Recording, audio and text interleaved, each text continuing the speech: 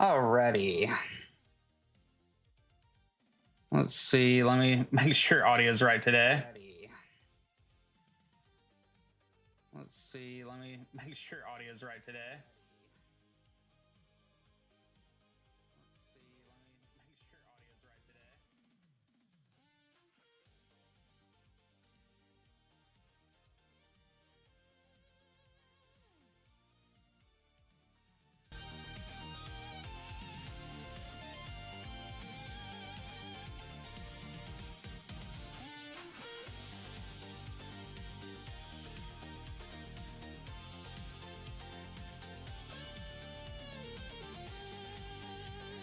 Okay. Music is a little bit loud. Okay. Music is a little bit loud.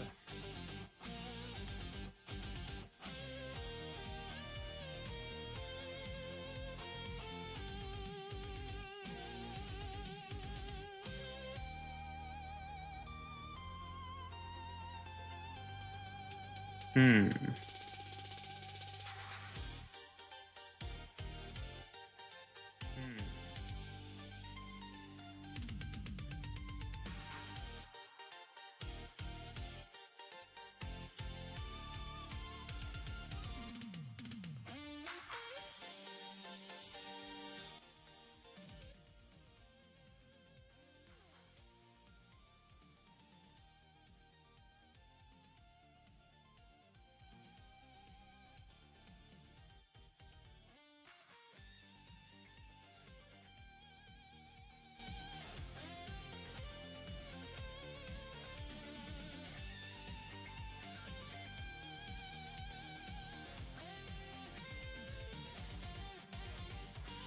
Okay, we'll test that out.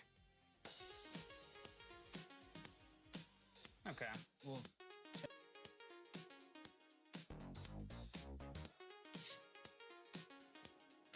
And let me turn back on my listening.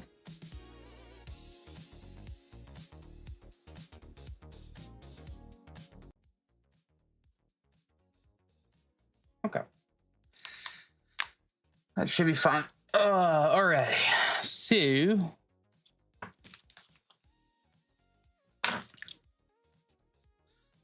we'll try and bring this in here.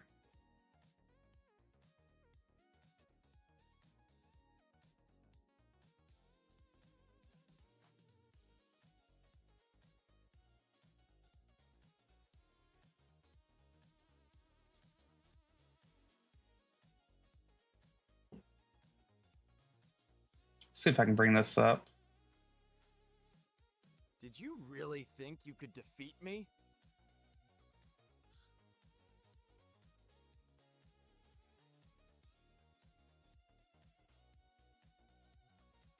Yeah, as I say, can we get that a little bit smaller?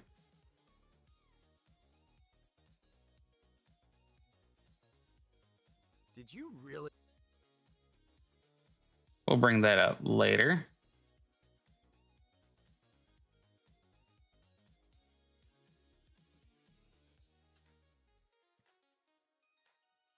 All right. I thought I'd definitely try and change up the music just a wee bit.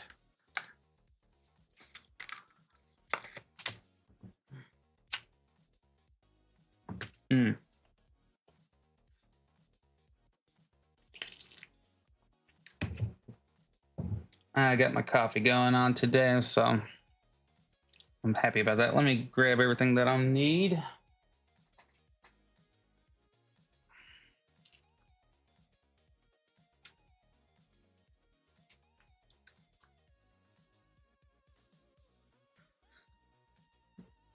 Okay.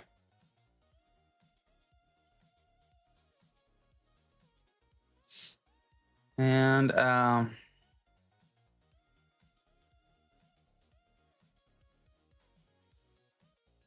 music is blasting kind of over here. I know what to do. We can go into the audio of this. Da, da, da, da, da.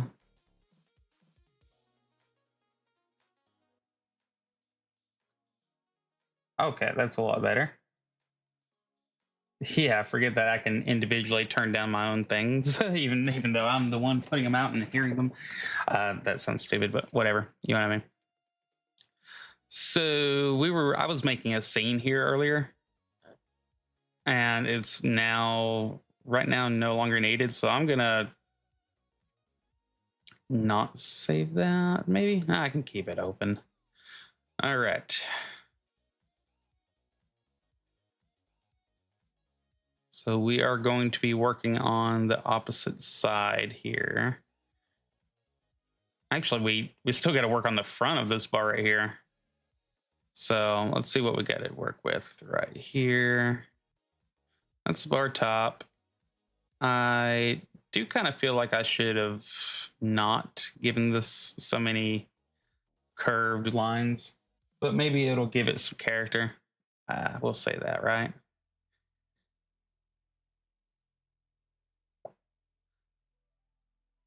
So we do need to finish up on this bar top right here. This bar top.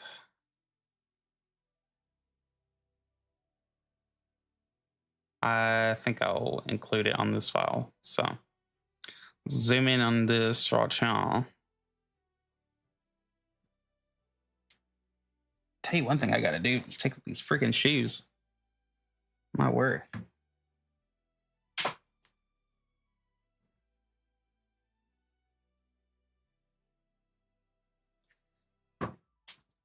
Yesterday I did have to do a good bit of going back through some old tutorials to remember a few more tools, and that'll take me a while still to get, but I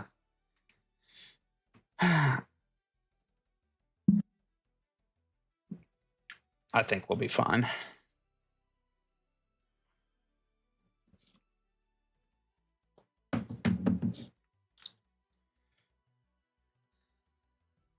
But I will go in here and go ahead and look at our quick reference, documentation, tutorial. What about quick reference? Oh.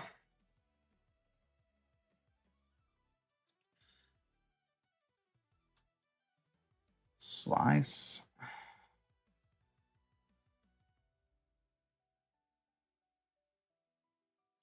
Something that does help is using up, down, left, and right. Left and right is mainly for animation, and up and down on your keyboard will send you to the different layers. So if you're going back and forth between layer to layer, it kind of helps to just press that instead of having to do one more thing where you're having to click with your mouse, because, oh, trust me, you can feel it in your freaking arm. And let me go back and forth myself here. And how are you? I hope you're doing well. Hope you got in all your gaming for the day and settling down. Settle down. Let's see. I'm just going through a few of the lists here. We'll turn that off right now. So. But anyways, yesterday we were able to complete a lot of our bottles that we were going to be using for the background. And right now, a lot of this is in focus. However, later on, there will be a layer of blur over all this. So the fine details won't matter as much. And that helps also smooth down the pixelated edges. Not a big deal. Got our plates done. We got our box done. We got our mugs. I can turn off the 720 right here. I'm tired playing, but I'm good. Oh, I'm good. So over here it's 10 a.m. So just got done watching Grump's show while getting some stuff done around the house and taking care of the chickens. So it was officially stream time, and I used one app to make a bunch of new background music. So we'll see if that's too loud or not. Anyway, I made Grump these steins right here, these beer mugs from that one game that he likes to play, that Deep Rock. So let's see. We got our plates done. We got our boxes done. Got all of our bottles, big bottles and mini bottles. So all those assets are ready. And I don't know how much more I'm going to fool with trying to fill this up. We could do some random abstract things, but it's really just eating into time. So I think today all we have to really deal with is a register here and the front of the bar top. So front of the bar top is going to be, so we're on the bar top layer here, or bar pop. Here, let's try to rewrite that. Bar tap. There we go. Bar pop. That's a word. All right. This shouldn't be too hard. It just needs a bunch of these little things. Kind of like what we used up here, but smaller and tighter, I guess. So I think I might do myself a favor and steal one of my own assets here. So, yo, Papa Pumpkin, how are you, sir? Hope your morning's rolling well. You're probably getting the same weather I am. Let's see. So this one is part of the shelves layer, right? Okay, so let's go on here. Choose our little tool.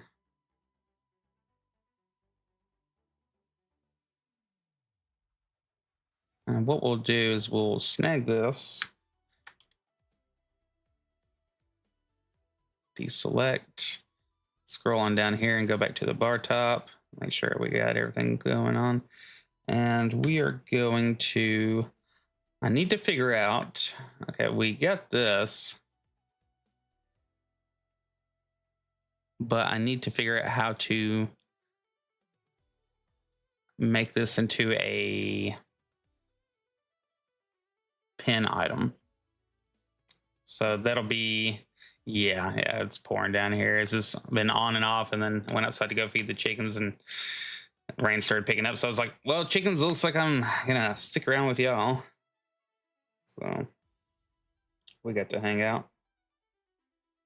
Give me 1 second. I gotta hear what the boss is talking about.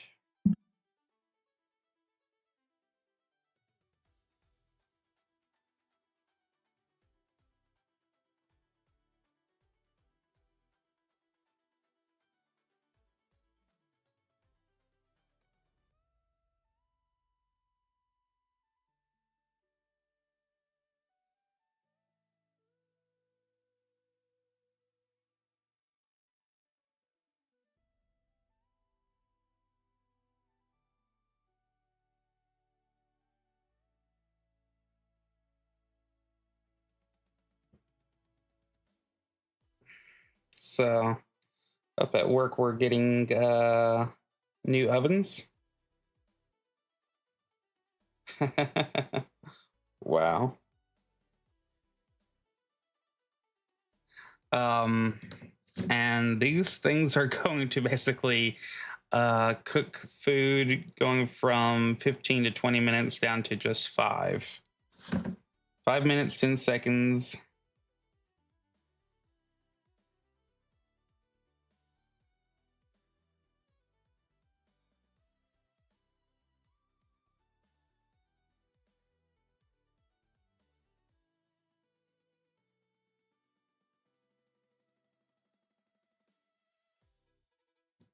That's gonna save a lot of time.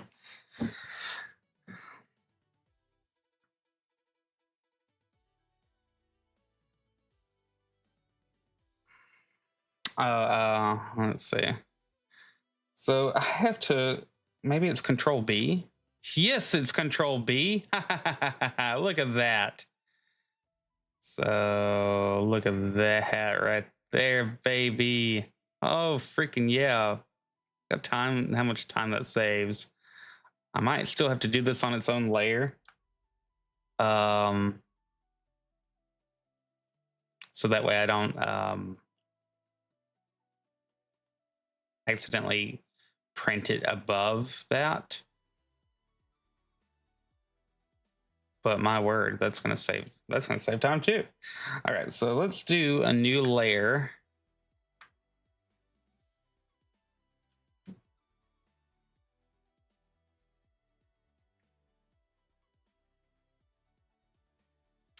All right. Bar front.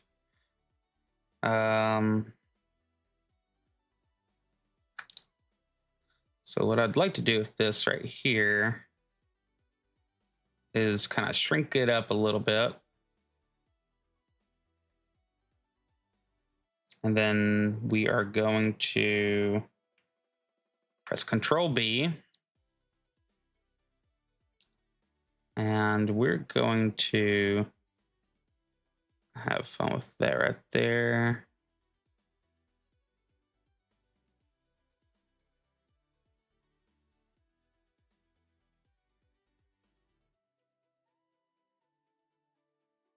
And go all the way across. It does look at that kind of lag that comes in there. That does lag up a good bit. Let's see. So let's go ahead and we're going to cut that off. So do.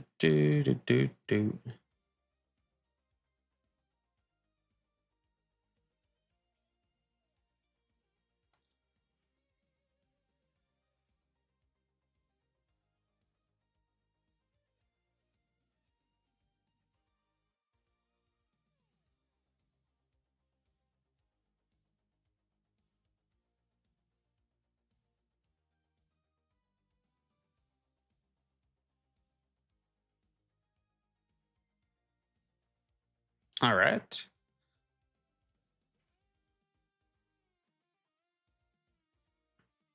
It's good to me. I like it. And that saved a crap ton of time.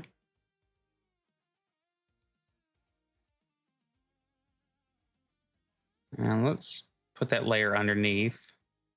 So let's switch to our moving tool. Okay. So it kind of lets us know what we can get away with. All right, I like it. Let's go to the also to this layer of bar top.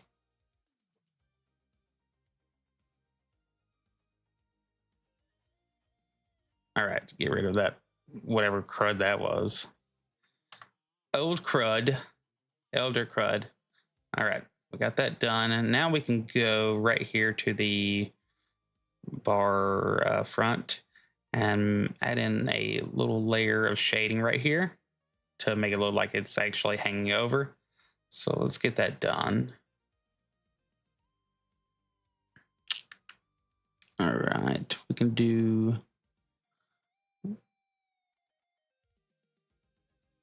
fill that in. Let's do opacity of 11. I like 11.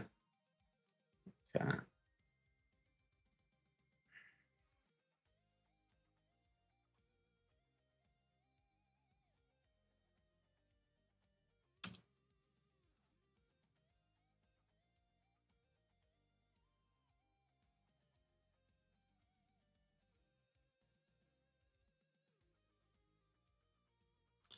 All right.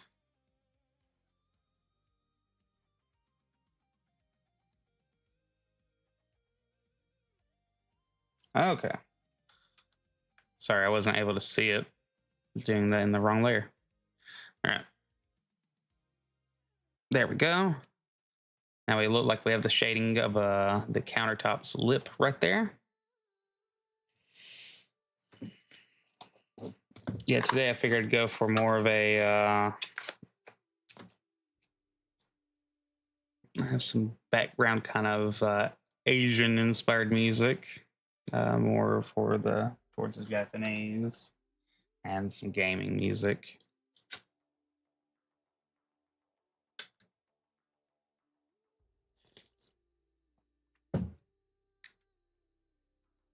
All right, so there we go. Refresh that layer. This right here.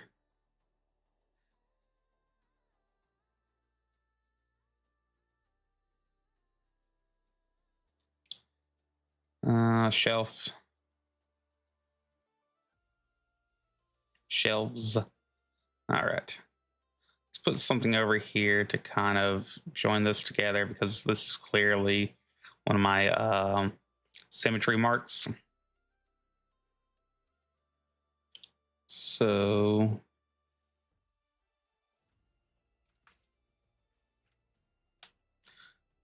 say that we just keep it simple and drag that over. Ooh, yeah. There we go. Time savings.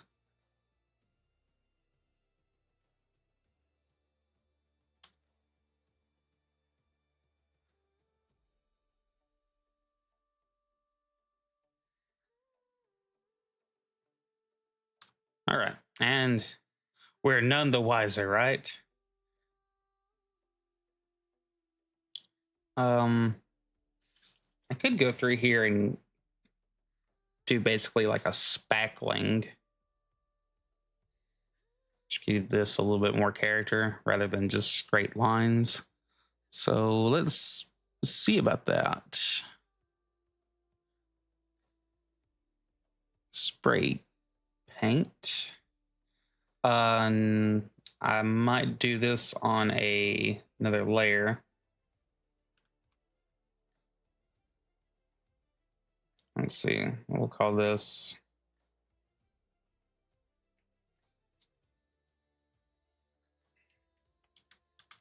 wood grain 1.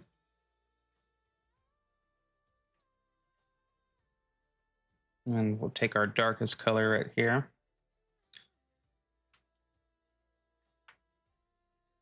And let's take a look at how it does.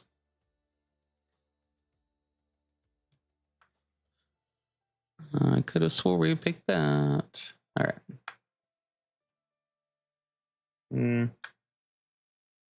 Spray.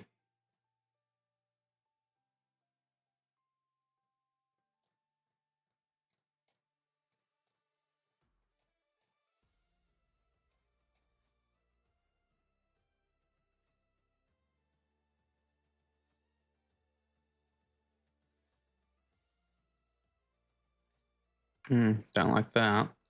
So let's just say spray width. Spray speed.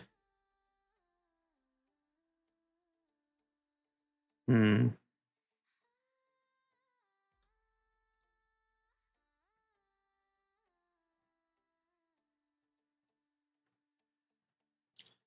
really tell if I'm a big fan of it yet, but what we'll do is we will take this layer and mess with the opacity on it.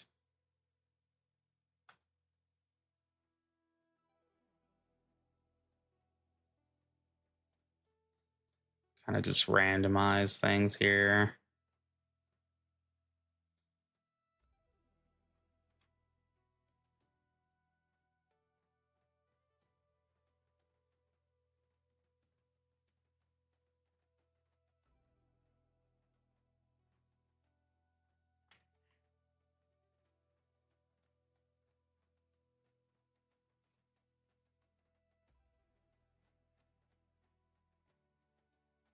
All right, so we'll look at it from far away.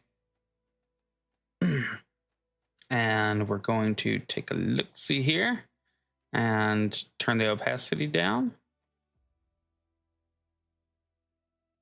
There we go. So this is full opacity, about half right here. Let's look at 30%.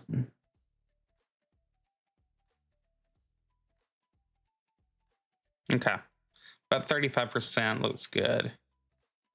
So for right now, let's go back through.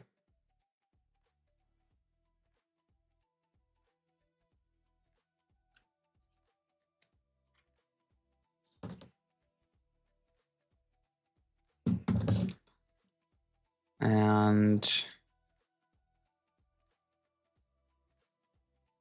let's see, go back to the spray paint right here.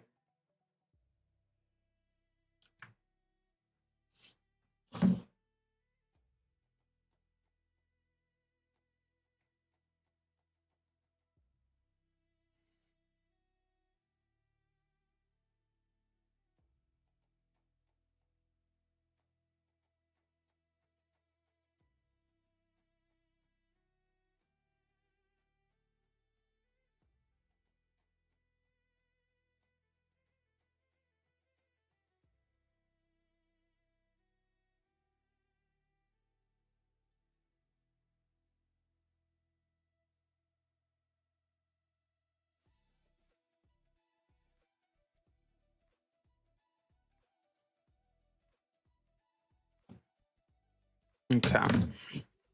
Don't quite like it for that. We'll just continue on with like right down here.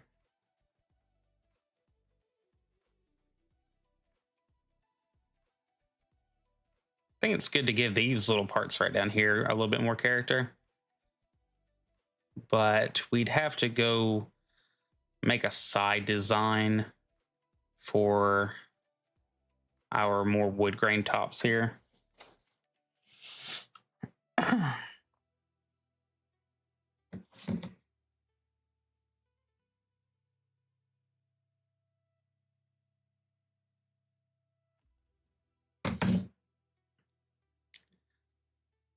So go back through.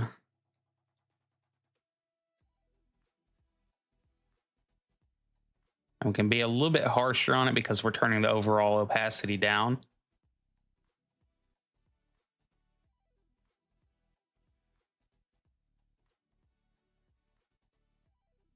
And this is kind of like where you get into the whole busy work of it all. But this will make it look individualized. So that's nice. All right, so now let's zoom out just a hair, and we see all the added spray paint that we've done for here. And let's turn down the overall opacity down to about 35 here. I like that. It's just a tiny bit of difference, but it makes a difference. It really makes it not such a flat thing. So I'm going with that. That is lovely. Make sure that all took. Freaking awesome. Okay, love that.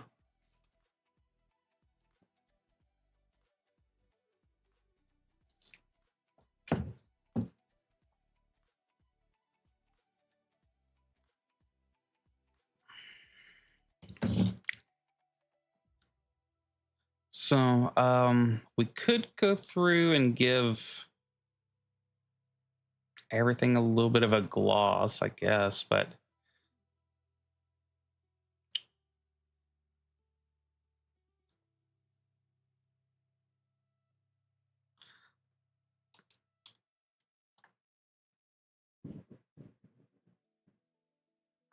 and I'll be right back.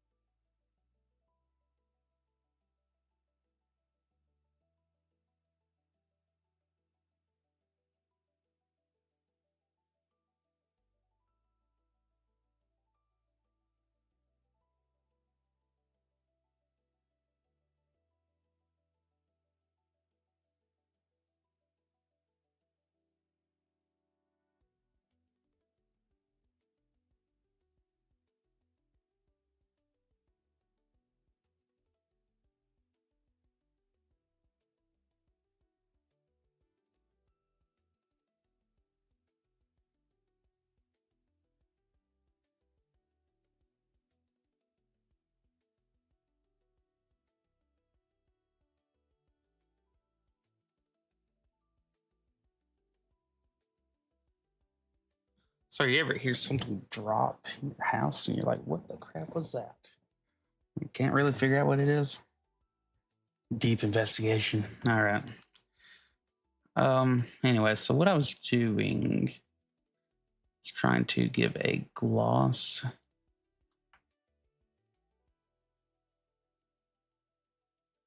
We're gonna have to move this wood grain up.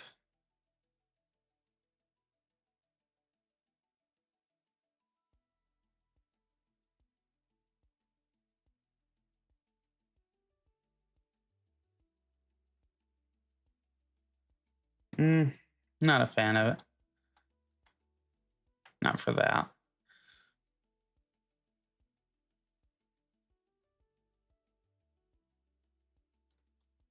Can't really see that.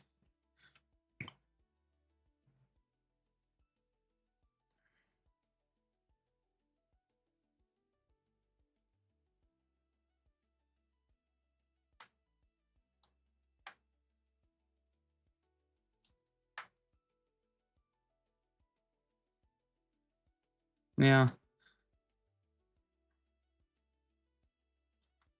Nah. Won't work out. Lenora, how are you doing? But we do know that the wood grain here, and it might be hard to see, especially if this is coming through at a lower bit rate and all that, but by putting in that wood grain, we get up to, like, take it up to 100%.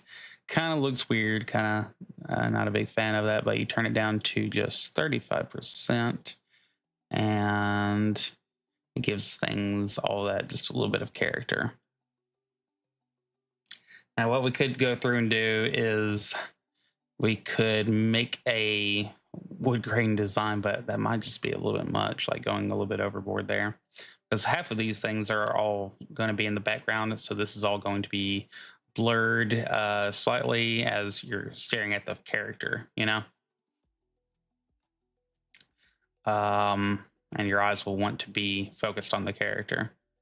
But from a zoomed out scene, might be a little bit different. I think what will be the biggest problem is that we're going to have to expand just a tiny bit on this wood flooring. So let's go to the floors. What level? What flooring? Okay. So let's take all this out and let's say that we do make us up a new marker.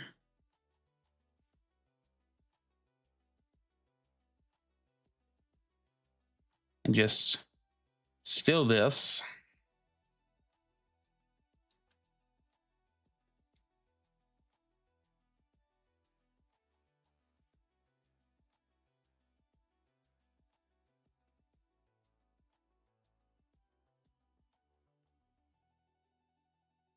Okay. And we go over to this other side with our marker. And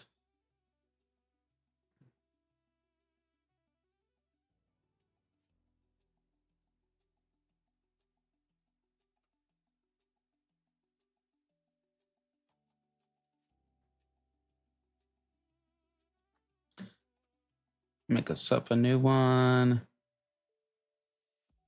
All right. There we go. So we've expanded that. Let's bring everything back into view here. Could actually go just a hair farther, couldn't we? There we go. And that one's got plenty of room in it. So, because let's get a zoom in here.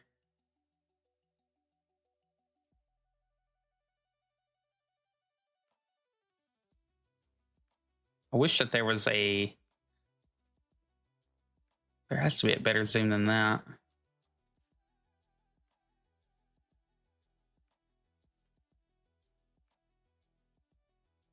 No. Anyway, So say if you have a scene right here, we'll bring up to 720. So that could be your frame, and all this would be shrunk down a little bit and then zoomed into to get your full picture. And then, of course, when you're doing like something like CapCut and you drag all this in, you can work with this whole entire set easily. Only thing that will be a little bit difficult is depending on if the character is moving and we have this layer right here in front of them.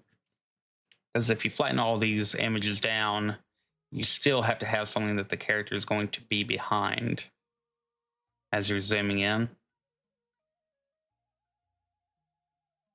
So maybe that won't be a problem. We'll have to keep them zoomed in on the same times and stuff like that. So that way they don't look like one character. Say this character is just staying still in the same size, and then the countertop is increasing in size, which acts like makes it look like your camera's zooming in on something. It's not really. So, anyways, shouldn't be a problem. We just need enough room to where if we do use this backdrop multiple times for Gus's bar from Stardew Valley, then we're going to, I mean, you want to capture all of it that you can. So I guess the next thing that we need to work on is one more asset. We need to work on a register for here.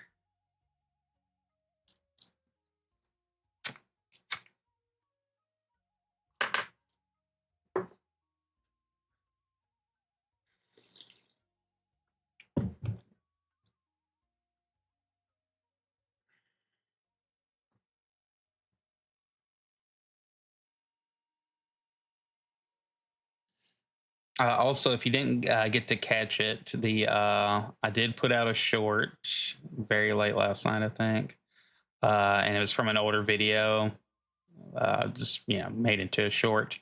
But it features Papa Pumpkin, the Gourd King, here doing a voiceover for one of our Stardew Valley meme videos. So let's take a look at this register here, or whatever that's supposed to be. I think that's supposed to be a register, because that is where you can purchase things. So we'll say it is. Grump, hola, sir. But yeah, we put out that short last night, and because the original video, it was early on in the channel, so original video did not get that many views, didn't get that much love and all that. So I thought it was time to put that video back out.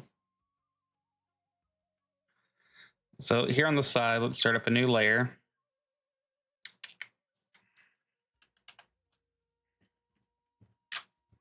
We're going to name this register. We could do it right here, seeing as we're on a different layer, so it won't matter. All right. Our reference is this little box right here. So we'll make up the design of a register really quick. The angle of it all is kind of the hardest part, because I'm not trying to get this perfectly isometric looking either. Don't want to do all that. So let's make up a goofy ass looking register. How about that? So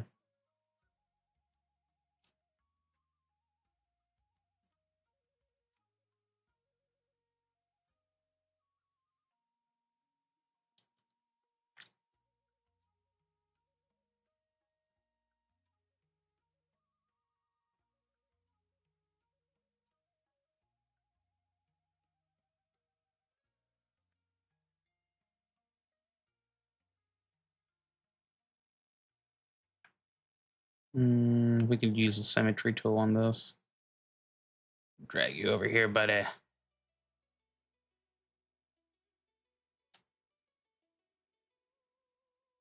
Okay, symmetry tool is your friend.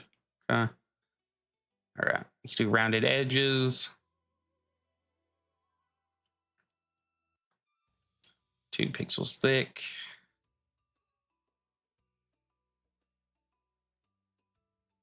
All right.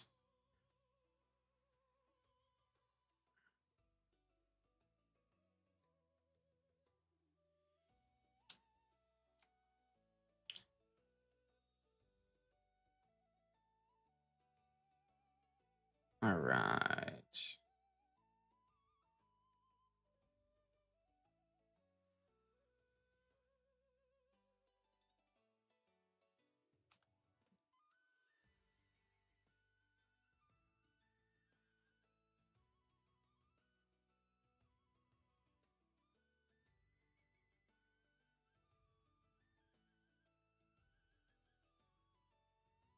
Okay.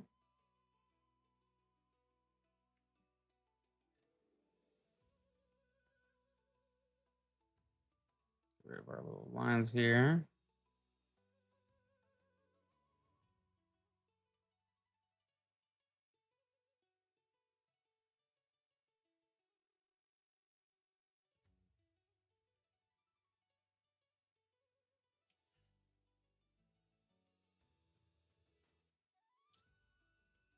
All right. Kind of round off our edges slightly.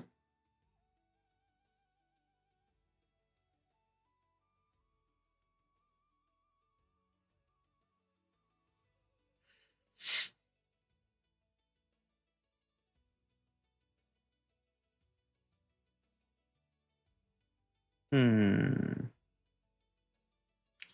We could really round this off too. We do a semicircle.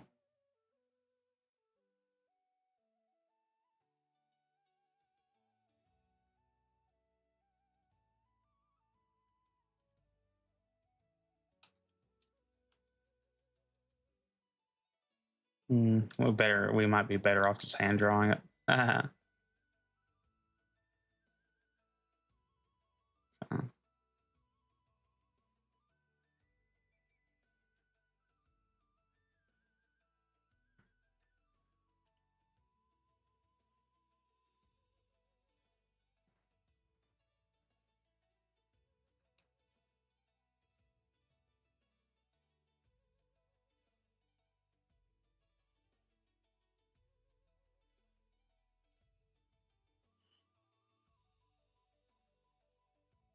All right. There we go. We got that rounded off edge. Bring out our eraser at 1 pixel. There we go. Thinner line right there. Excuse me.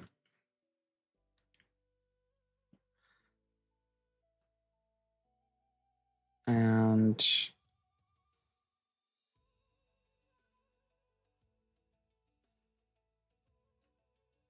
I mean, not try to go too far off basis here, but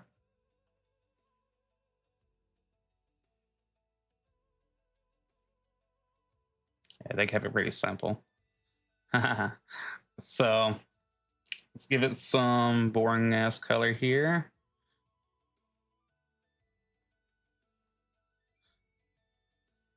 All right.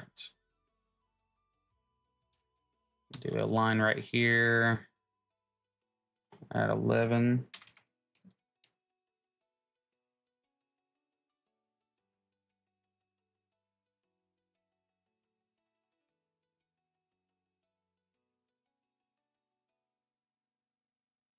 All right, just to give it a little bit of shading.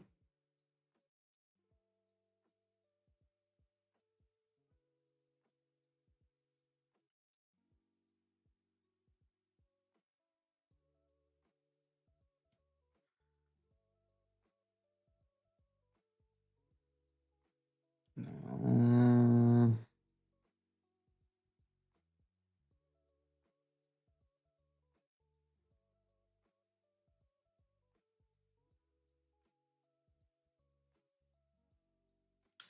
we can give this a little box.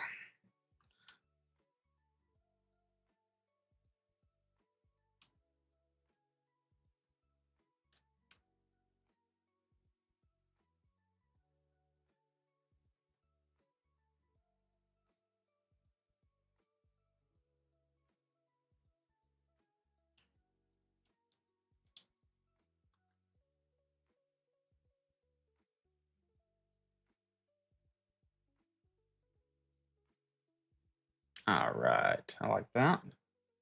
Symmetry tool, you are rocking. All right.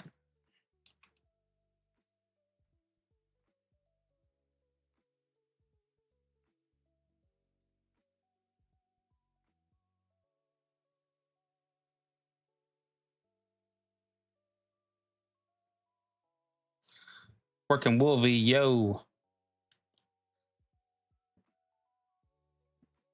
Hope you're enjoying your day of hopefully not having to do much shite.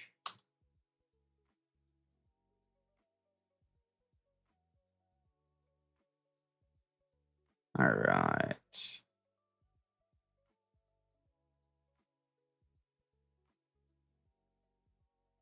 So we're looking at more probably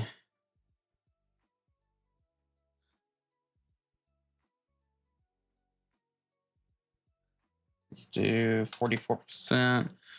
And this would be like the older screens. That beautiful green. Yeah, it stayed in here, worked to do government shit. Yeah. Essential.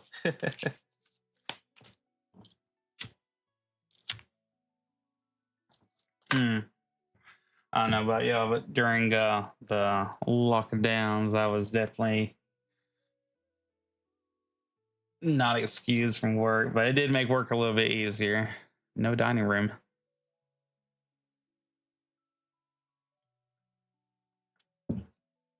All right.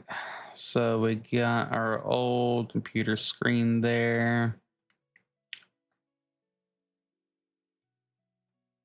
All right. I'll probably going a little bit over the top here, but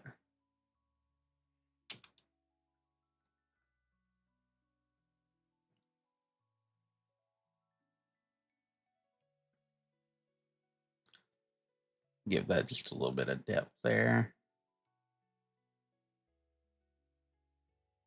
No real need to do all that, but I'm going to be reusing the scene a lot.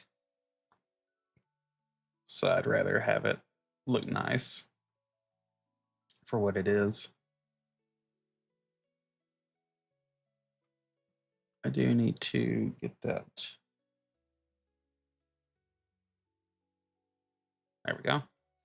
All right, just simple ass register. Nothing too crazy about it.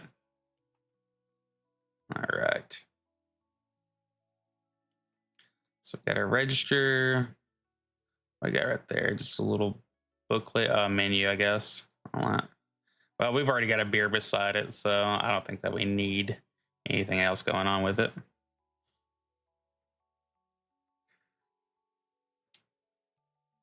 What I'm kind of, what we're gonna have to get into today, though, a little bit different. We're gonna have to do the other side of this. So this character is at the bar, in the bar,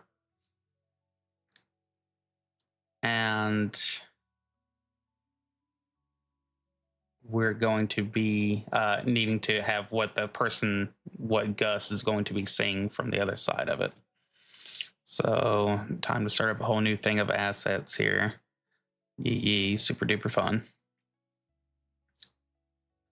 All right, what were we starting right here? Okay. I can go ahead and I don't need to save that. Oh, here's as far as we got on douchebag here on Pierre. So we have a few different facial expressions, and we have narrow-eyed. We can turn off the eyes layer right here, so we can have narrow-eyed or regular wide-eyed. We can turn off eyebrows to turn on happier eyebrows, and make the mouth smiling. We can make it frowning. We can have him speaking.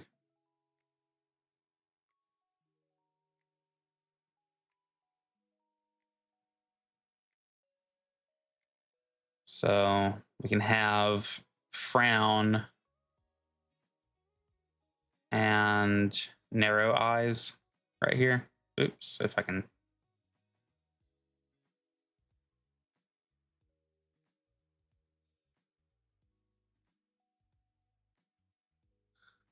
Don't know how that's working. Oh, okay, that's eyelids. Okay. So, okay, we can have narrow eyed right here.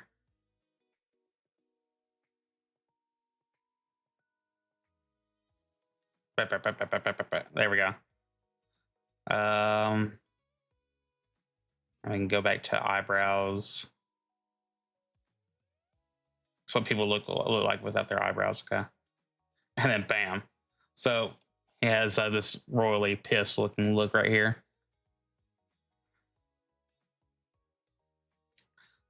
And then this is without glasses. The shading is still on there, and that's probably going to be something that I'll have to fix later on. Is by only keeping the shading on the glasses layer. Oh wait, actually I did fix that. Look at this. There we go.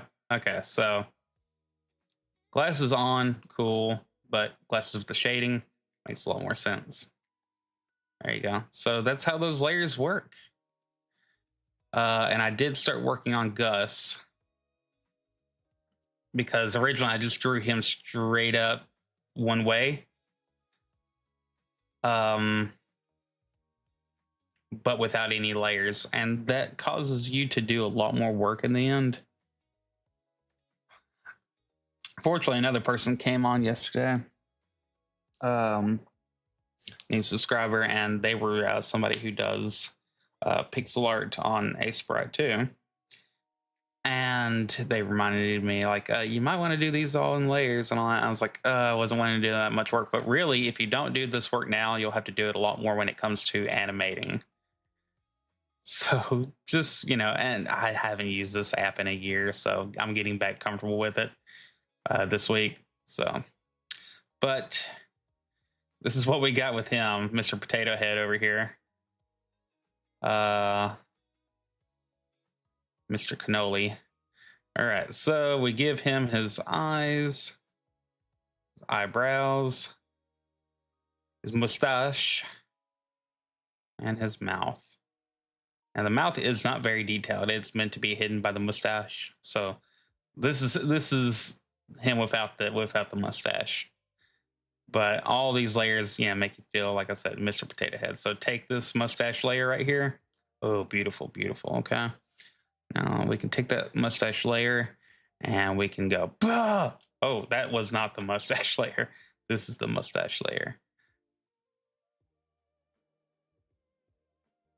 Look at that massive mustache. Look at that massive mustache. Easy on the stash, eh? Yes. All right. So we did also correct yesterday. We corrected his mustache to give it a little bit more of a curve, like like our original art here. So do want to give it just a little bit more curve, maybe, but from this side of his face, I think it's fine. So over time, we'll one thing that we need to go back and do later on for Pierre is make his hair a different layer also.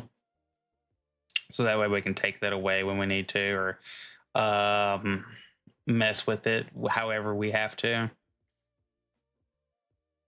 Now, what I wanted to show y'all is something very new and cool, is that when you put all these layers together and you're able to animate it, this is something that you get right here.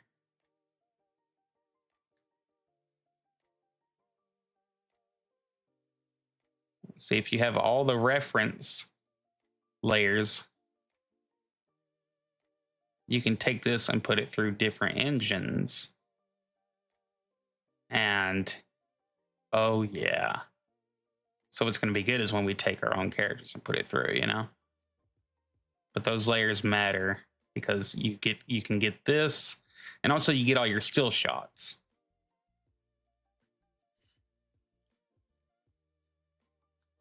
But this right here is going to save us a shit ton of time when it comes to animating.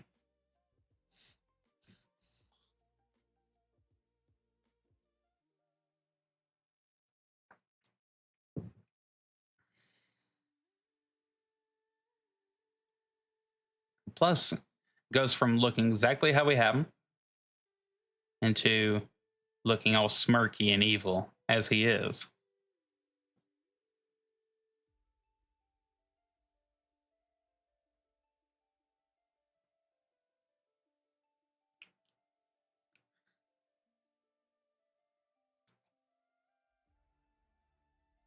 All right, we'll put that away for now.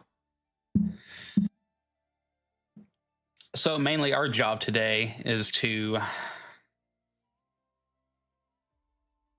look right here on the bar scene. And let's check out our canvas size. So we got 2633 by 1513.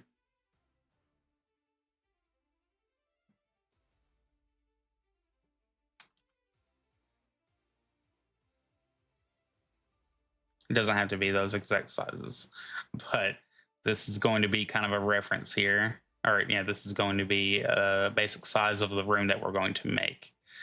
So we're going to need to take this character right here.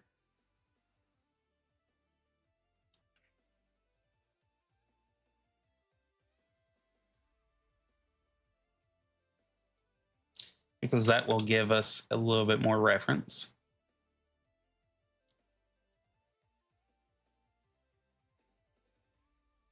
For how big things are going to need to be here. Okay. So, ref.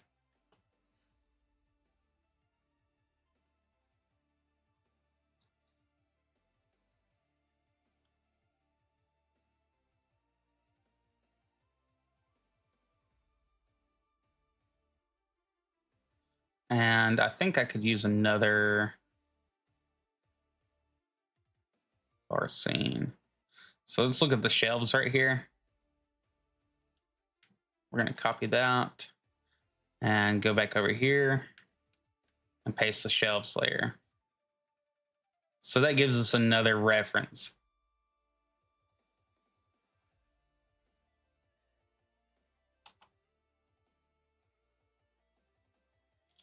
And we can just move that over here.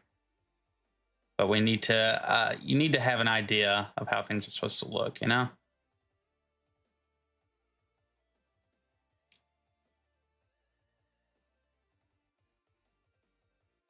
Let's look at the, oh, this is a quick little animation here. With the music, this thing looks so funny. All right. That's just a quick show animation. One of those, the Junimo from the game, but without his little antenna. Anyway, let's go back to our bar scene, and I need to see how big we got Gus's head here. Is there a reference layer here?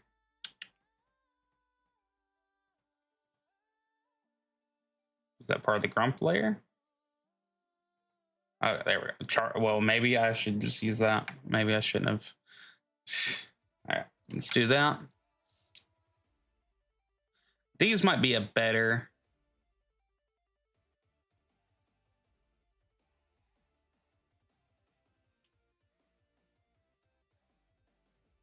Let's get this beside Cannoli's head here. All right.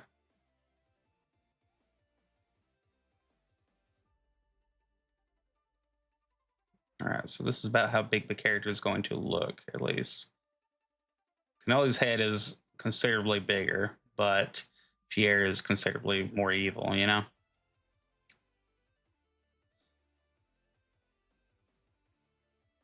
So, what we're going to be looking at is kind of straight ahead. So, we can use the bar top from our last layer, from our last scene, and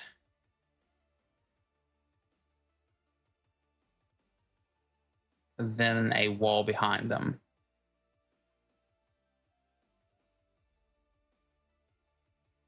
So we're going to need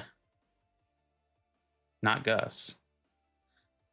Let's grab our countertop here, our top, and we're going to bring this in. And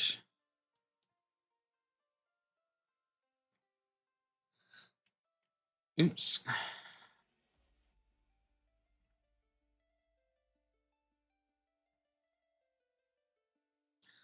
Now what I need to do with this layer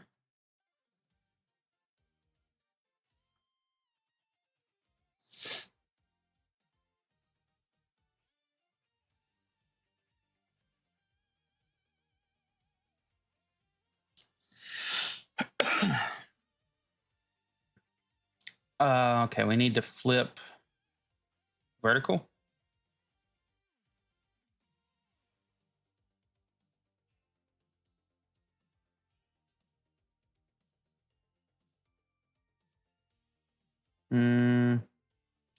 No, do we? I don't think we do.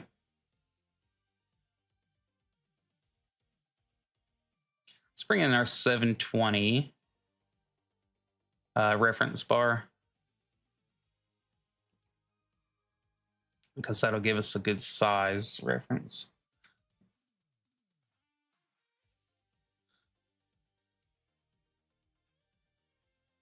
All right, bar.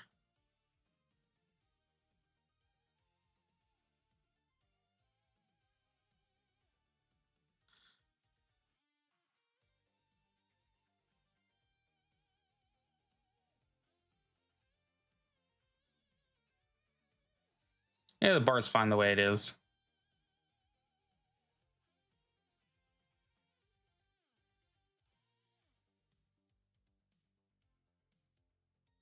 Okay.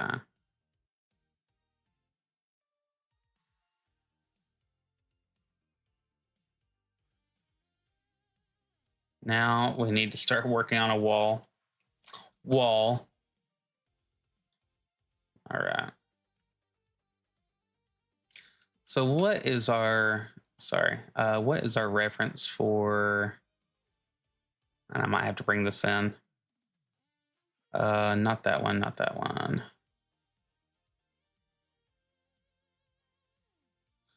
Let's open.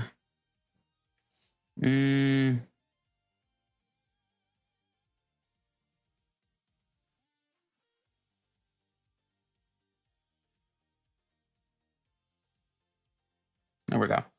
So this is what the saloon looks like. So I'm guessing that we're going to get some wood paneling around here, because right here, that's where we step into a different wood grain color and all that. And yeah, different wood grain color. And this has brick around it. So I guess we're going to be going with wood paneling. And then this these borders right here, which let's go and look at.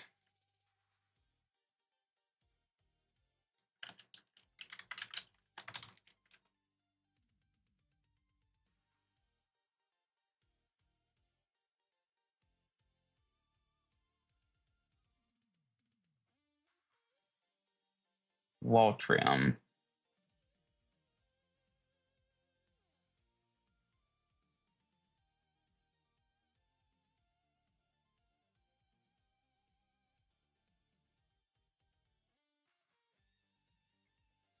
Yeah, I guess we'll call it a wood trim. Okay.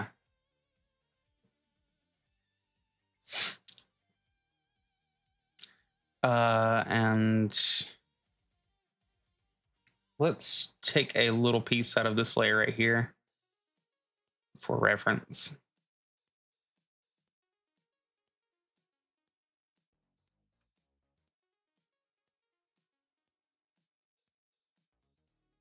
And let's go.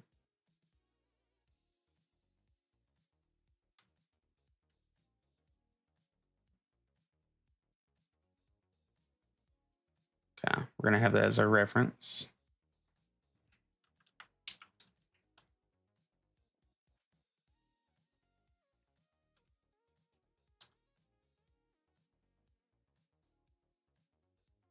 All right.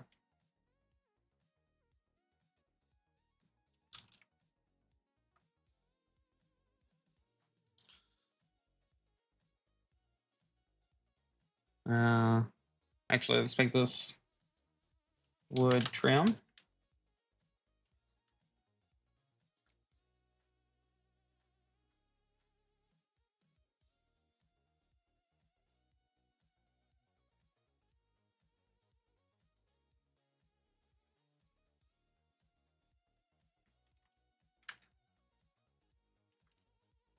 Shit.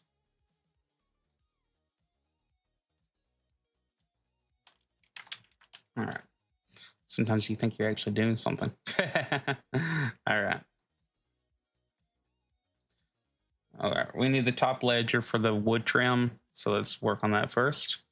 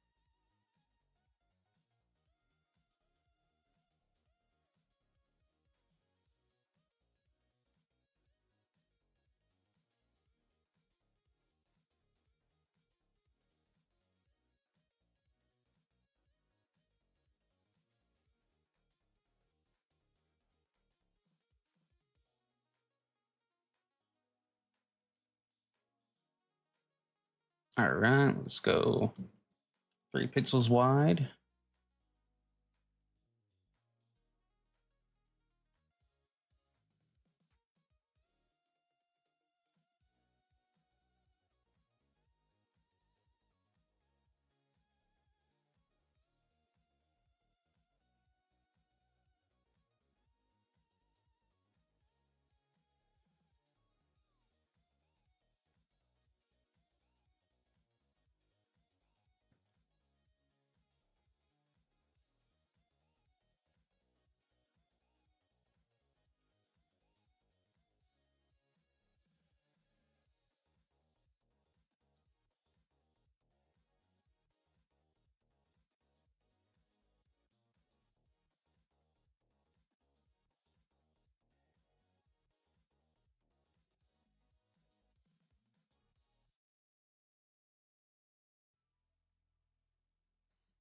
All right. Now we can just fill this in. And let's do another line about 6 pixels thick. And we could go for a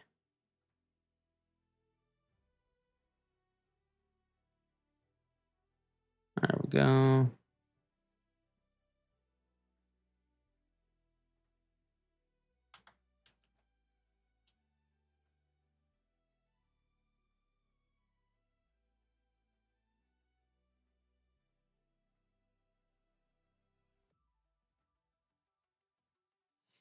All right.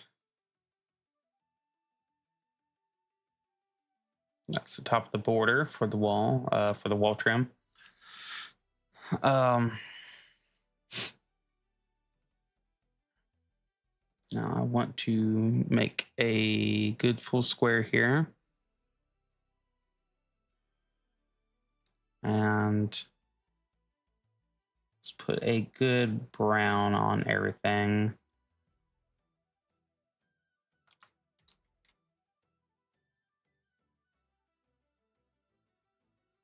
Square.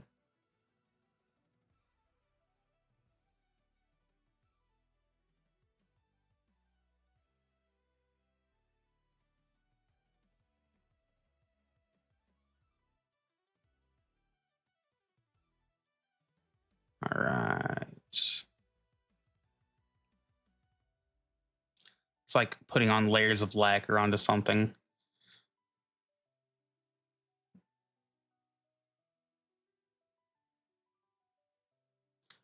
Go back to our spray paint can here in we'll do that here in a little bit whenever we start putting on a little bit of wood grain. So let's look at our reference again. So we've got these going down. We're gonna have a little bit of shading right here, and we'll put that on later. But we can do a top and bottom right here.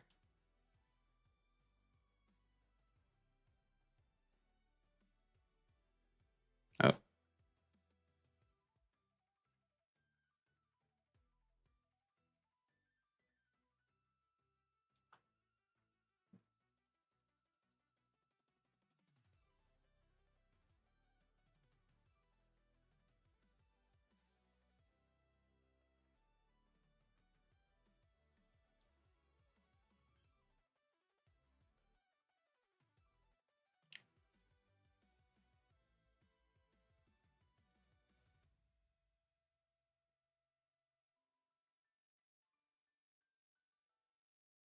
Let's try to put this right on the edge here.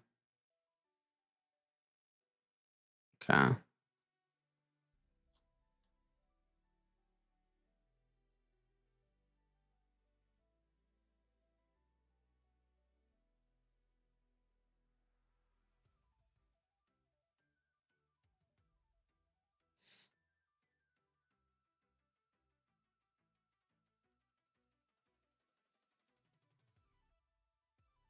Okay.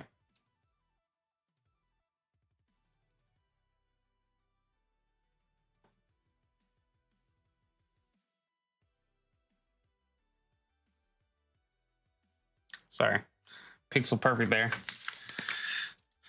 Okay.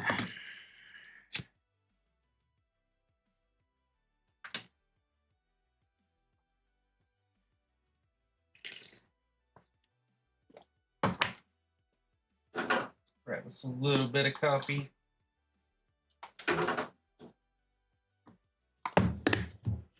It's amazing how much time you end up spending doing all this crap. Let's go back to our little reference right here. All right. Just to take a look at the wall. So he has kind of a purplish wall right in here is his colors between the wooden dividers. So we'll have to remember that later. For right now, let's just work on the other part of the wood trim. This is how I feel about thumbnails and editing. Yeah. Just imagine all the time you freaking throw away in it, but it is fun in its own way. And I could just do it freaking all day to my detriment. So let's do this at full, and we will try to keep this right on there. And I think we're going to make a marker out of this. So let's try to get these about this wide right here. It's okay if we go a little bit over because we're going to have the borders over the top this layer. And just before I get into like really rocking it, I'm just making sure that this isn't like kind of like how the flooring is. So there's no like random, like when you lay hardwood and you have to keep it like uneven so that way it doesn't look boring. This one's fine with being boring. So let's do boring. That's when I get to do what I want. But yeah. Yeah, I really try to simplify mine because a lot of mine are, unless I'm making a one-off video, and shorts, I don't ever get to choose a thumbnail for anyway, so that doesn't matter. So I don't even know what the thumbnail of the short is that I released this morning. What it ended up being, but hopefully something okay.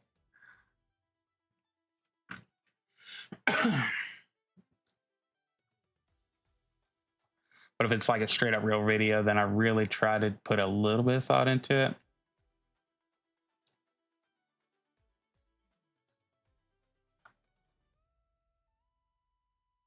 All right, let's do one straight up black line here.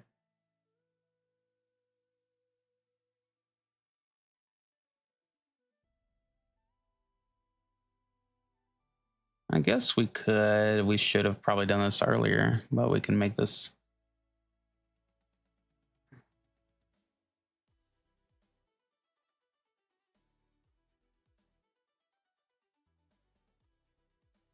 Oh, perfect. Okay. So we got that right in the middle.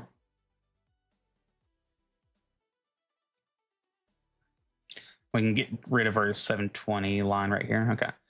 So let's do one more of these.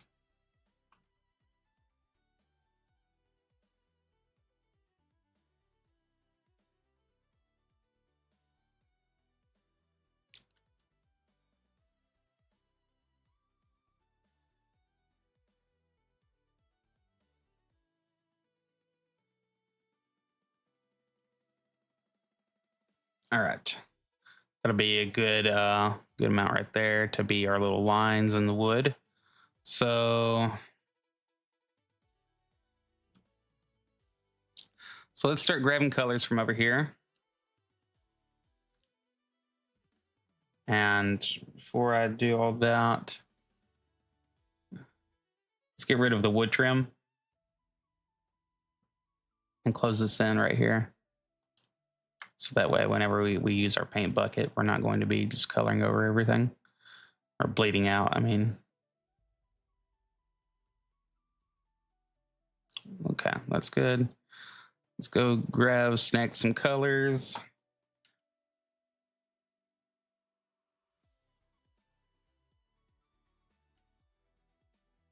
Okay.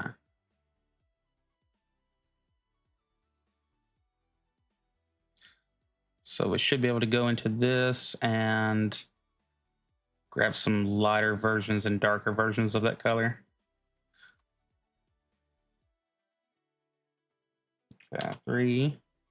I'll set this down here at that right there. Can we even tell it's doing anything? No.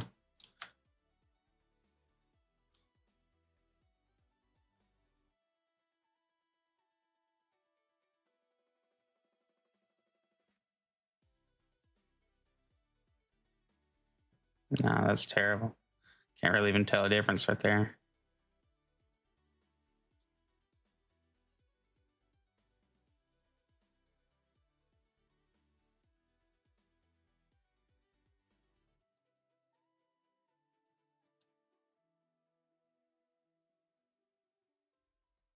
Okay.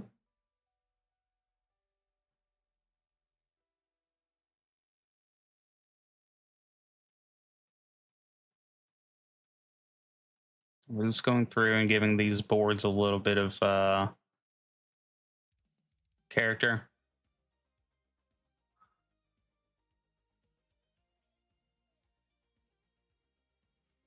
Especially right here on the borders.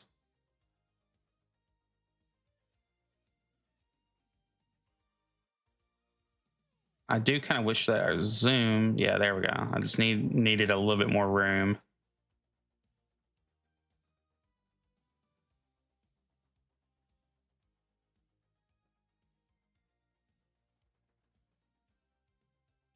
All right, let's go into a darker.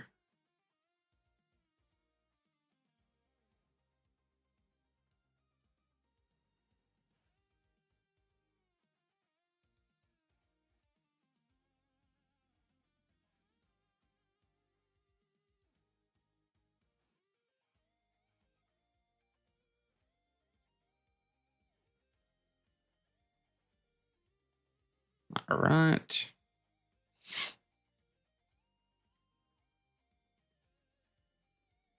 And it's giving a little bit lighter on the right side. So let's turn that off right there. So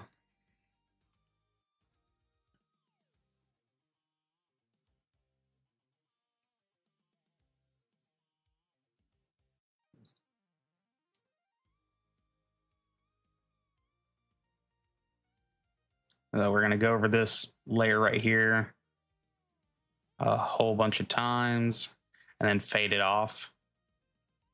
That's already starting to look a lot better. I like that. Let's start fading it off. All right. All right. And so now, right now, we just got to get rid of this shite right here.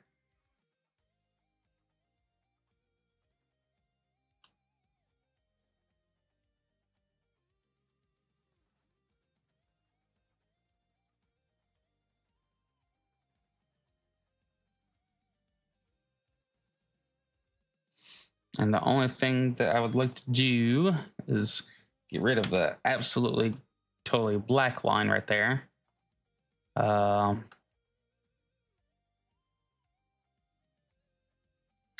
turn symmetry back on.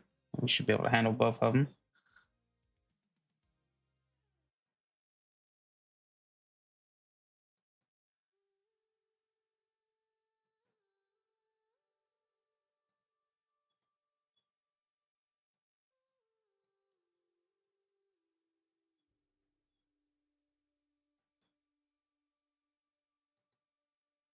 All right, that kind of gets rid of our harsh black line. So we're right up here.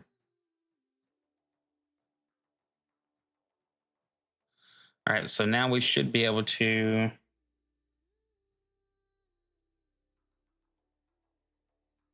highlight every bit of this. And we're going to make that into a new marker.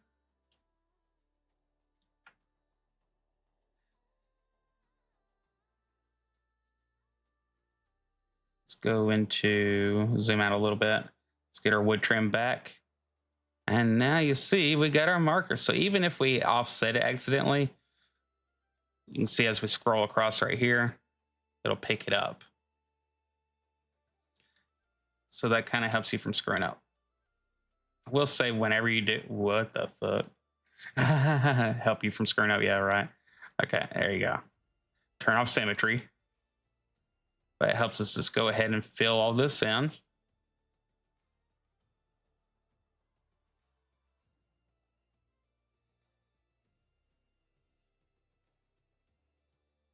All right. Get our eraser.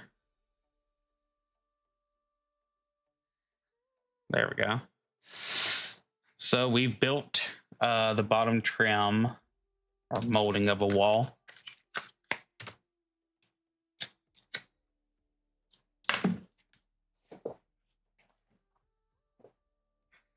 What we'll do to set this apart just a little bit is we'll go up to this top trim layer right here. Actually, let me go back and freshen this up just a little bit.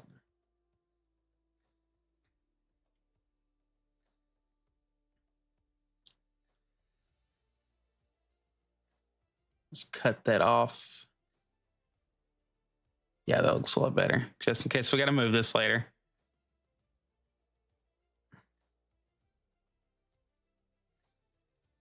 All right. There we go. Looks good. So let's go to our wood trim layer right here. And actually, we could go on this layer.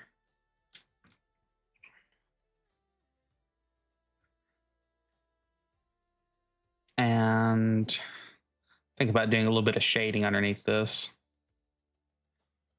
which we could do its own layer. I guess we should.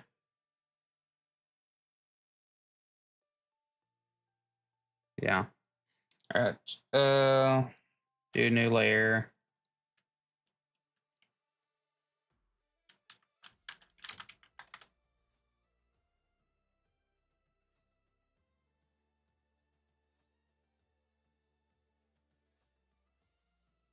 Okay, we're on the right choice. Let's go down to 11. And we're going to choose black right here.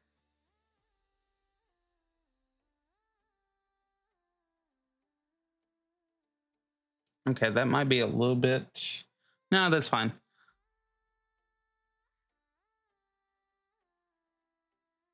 There we go.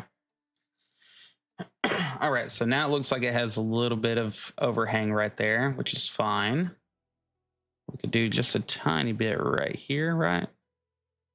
Okay.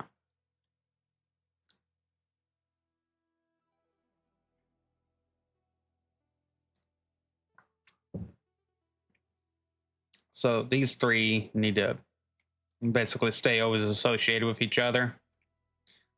Now, time to look back over here at our, oops, my bad.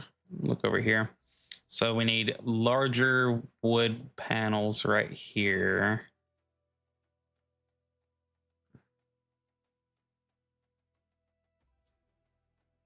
And what an ugly wallpaper, but that's his choice.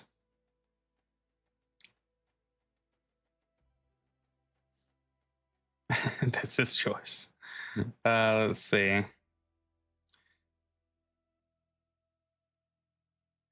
Honestly, what we could do is be smart right here and steal our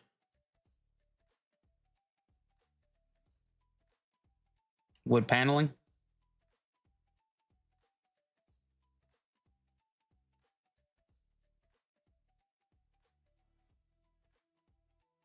Yeah, that looks good.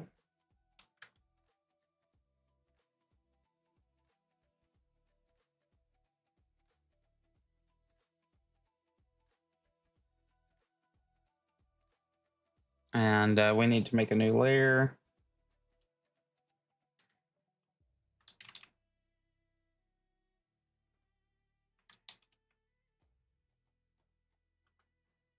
Okay.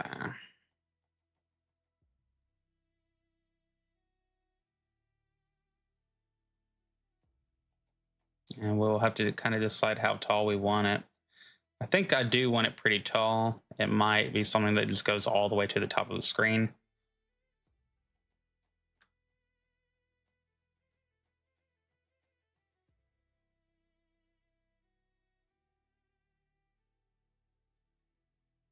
Okay. Let's undo that and let's get our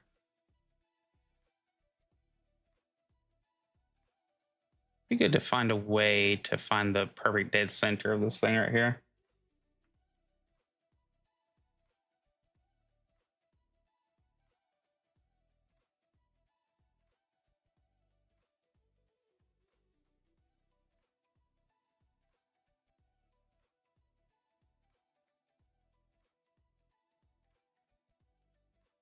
Let's check out the size difference.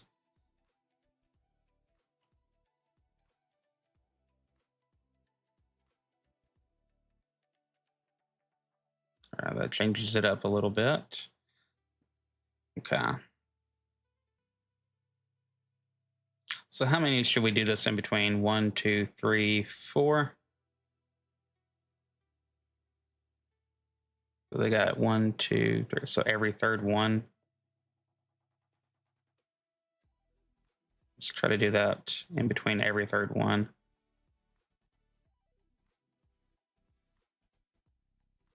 Guess we don't need symmetry on this. All right. Control B. Let's do 100%. Okay.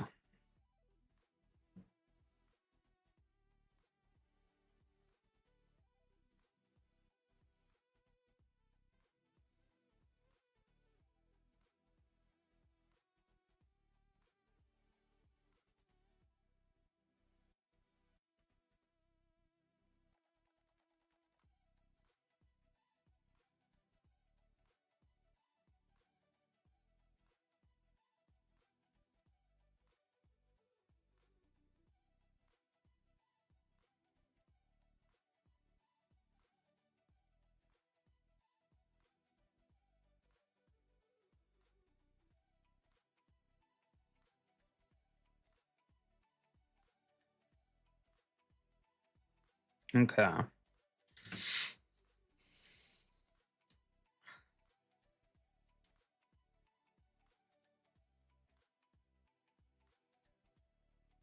Okay, I think that's fine. And now we should be able to go into wall 2.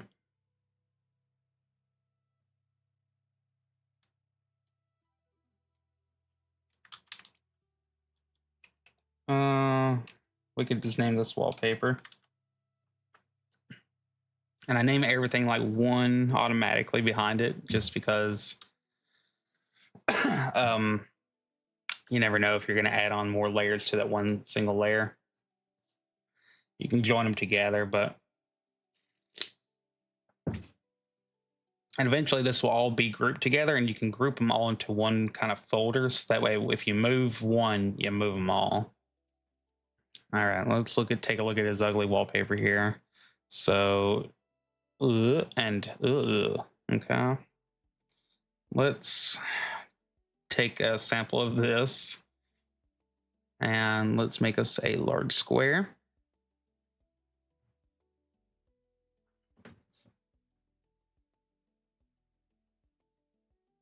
What's a funny word? Is gendarme.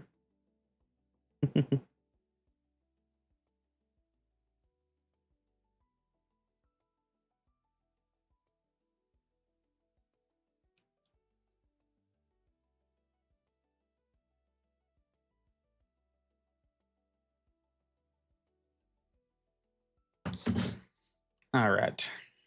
Ooh, apparently they're getting food from Famous Dave's. I don't know what he's famous for, but all right. So what I'm going to do is a little trick right here. And we're going to turn down the transparency of those right there. So that way I can actually see what I'm dealing with. So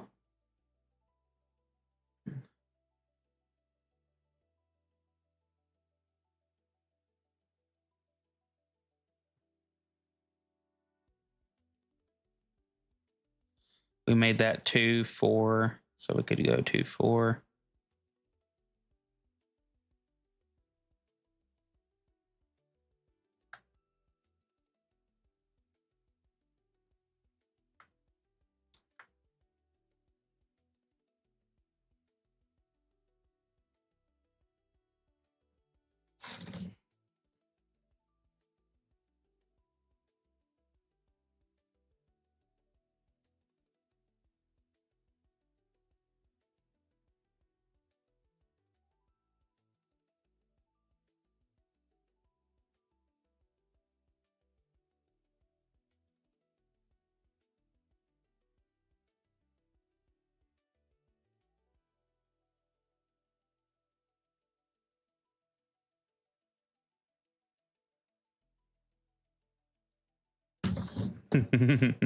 Oh shit. Okay.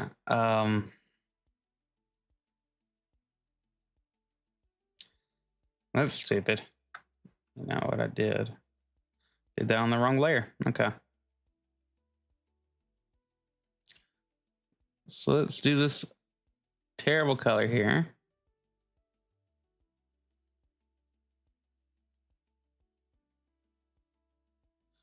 And we'll also choose the lighter terrible color right here.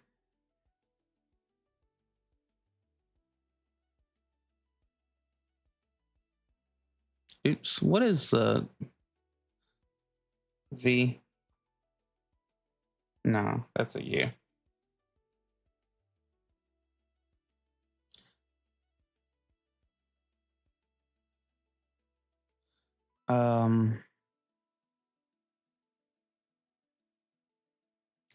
So that way we can get a little bit of fade in right here.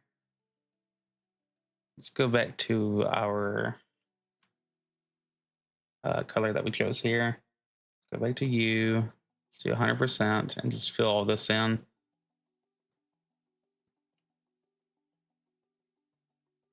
Fill it all in. There we go.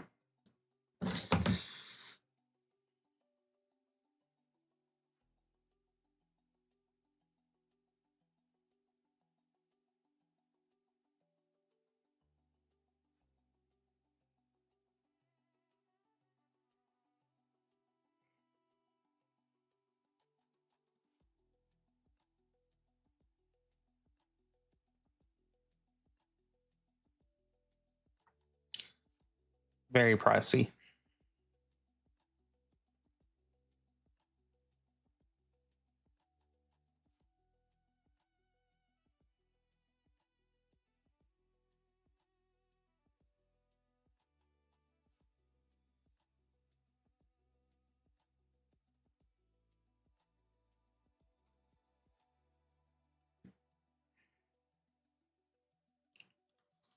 Okay.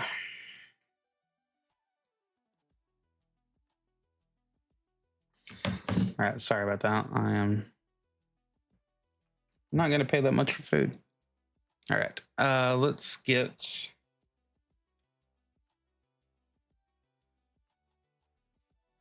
this right here. I'm going to tone it down to 22% and try to find the middle.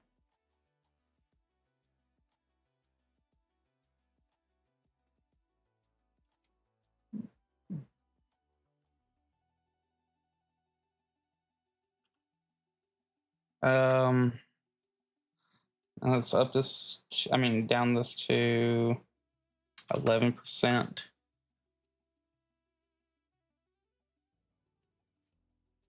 There we go. Let's do 5%. All right.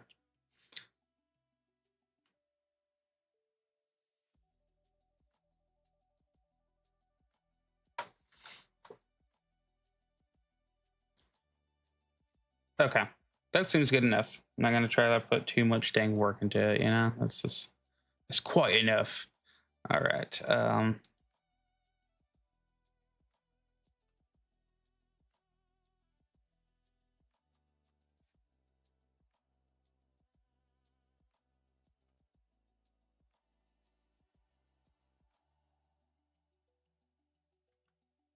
This one I'm just going to paste.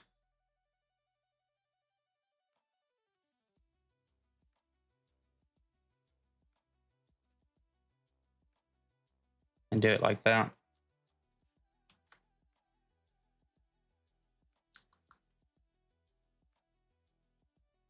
Well, actually, you know what? We could do Control B and do paintbrush.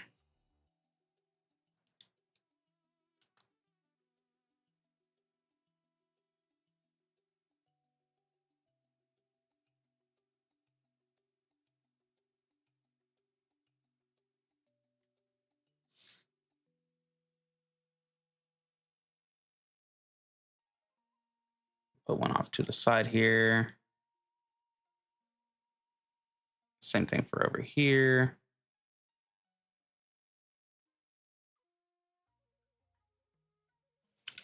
All right, now let's go ahead and bring back that to full percent. Okay. So I can tell that we're missing just like one tile in there.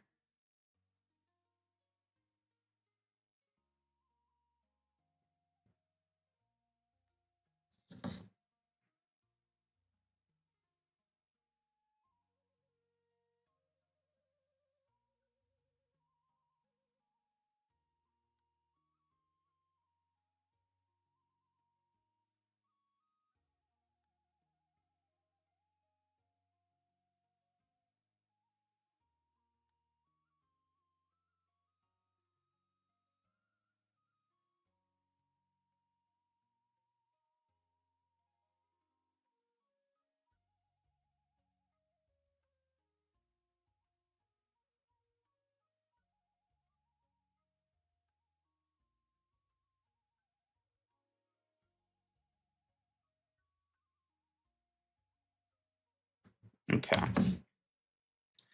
That is unfortunate. That's what I get for making things all. Hey, you know what we can do? I know how to fix this. Let's grab this and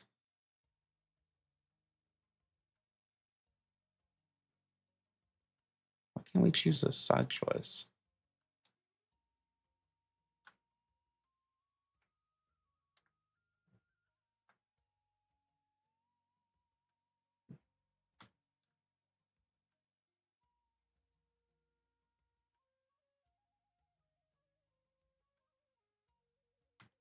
Okay.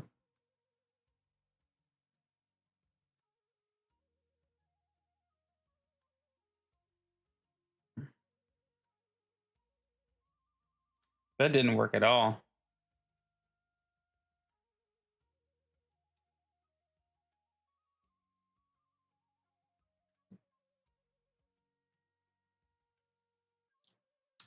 All right, so let's just do a different layer.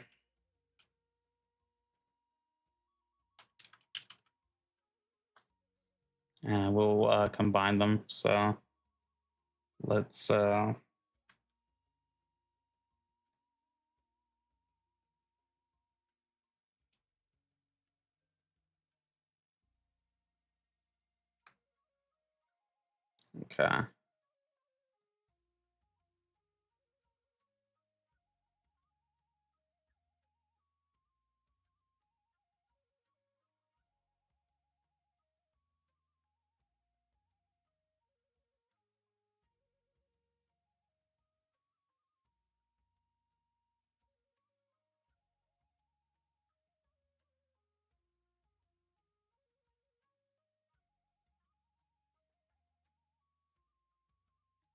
There we go.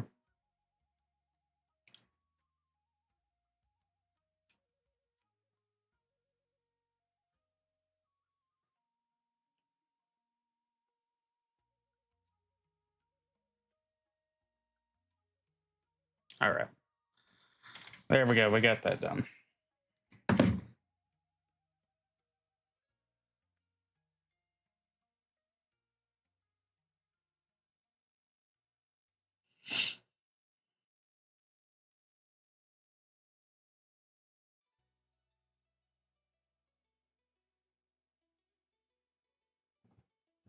Okay.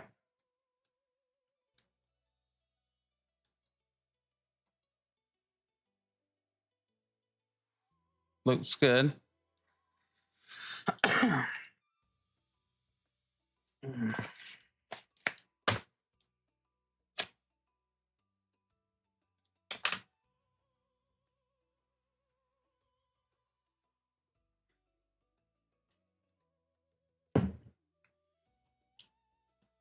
So we got that going.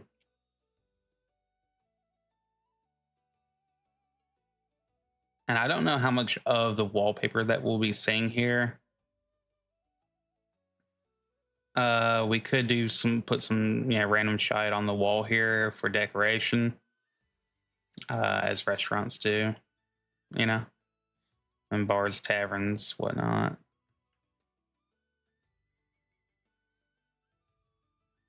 I mean, we could make a Mr. Skullhead here. I do feel like I need to probably go ahead before I get too far. Let's go ahead and bring this back up.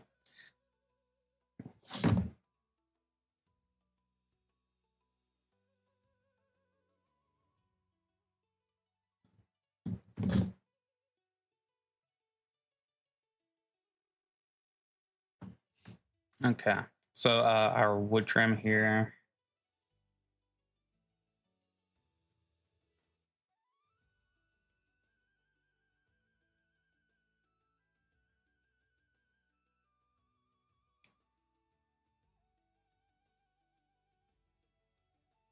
What's our wood trim doing all the way up here?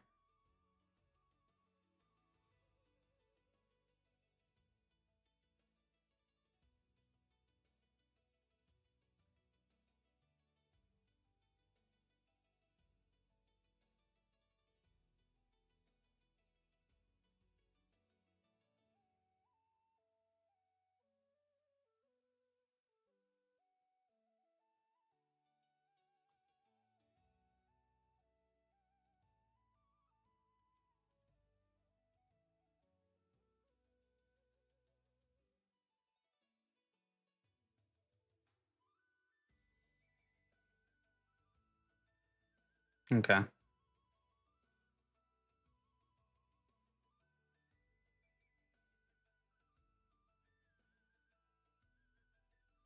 Drag that out a little bit further.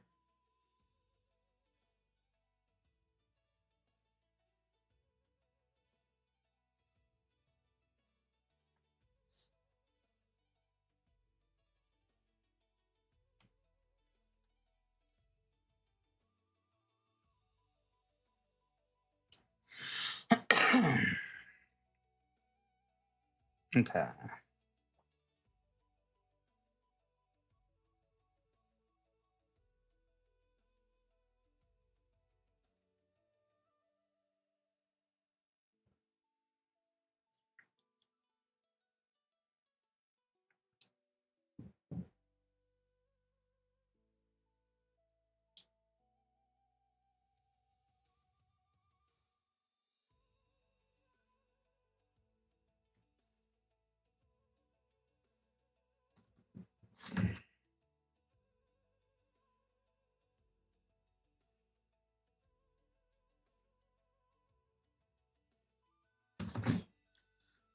Uh, sorry.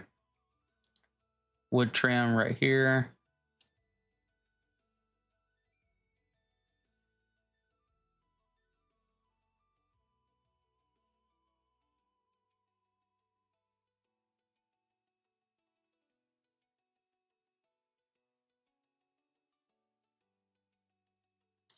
Dang it. Keep on forgetting to not select the multiples of the same.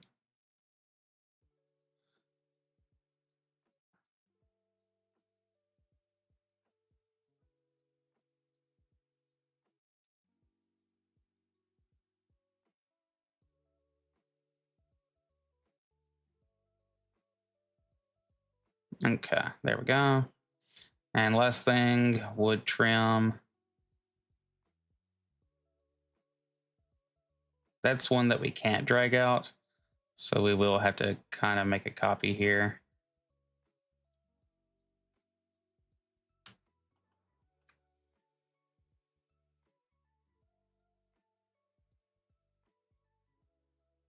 Not really worry too much about the placement, as long as it's somewhat in line. There we go. All right. So that's a little bit farther and extended out for our scene here.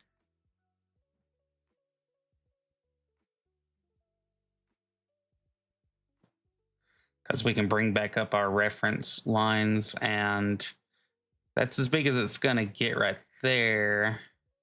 Now, we could make a door over here if we wanted to give some reference, but I say that we do ourselves a favor and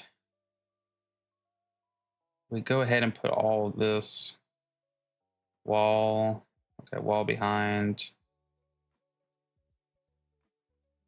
Okay, let's merge down. Okay, that seems to have worked. Rename that wall 1. Is that what that did?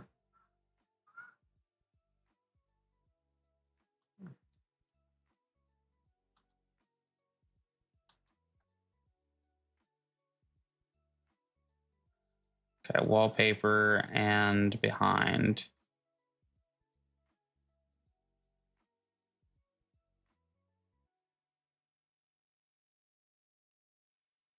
No, that can't be a thing.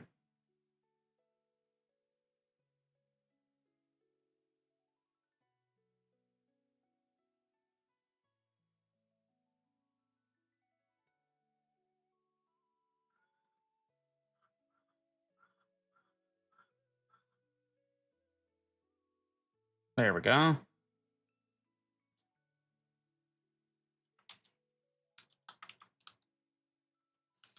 Think that got that settled. So now that's all able to be put into one folder.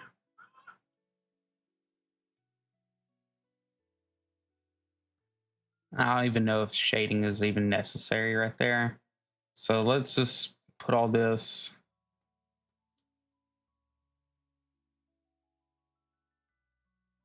group. Wall group. All right, close that up. Okay, so that's got that handled. Now, if we have to do anything with that, can we move it? Oh, look at that. It's all in a group. We can move it now. So I say that we move that a little bit further back.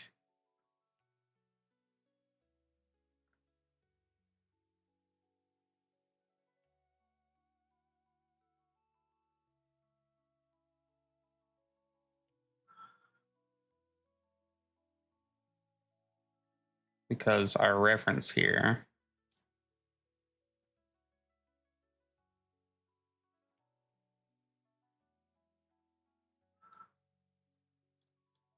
Move our reference right here. So we could see him talking right here.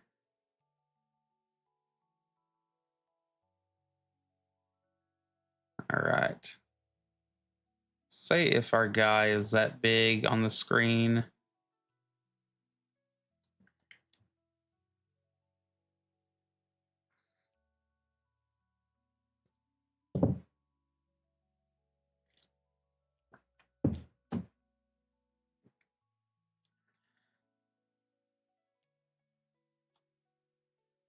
Let's make him a little bit bigger.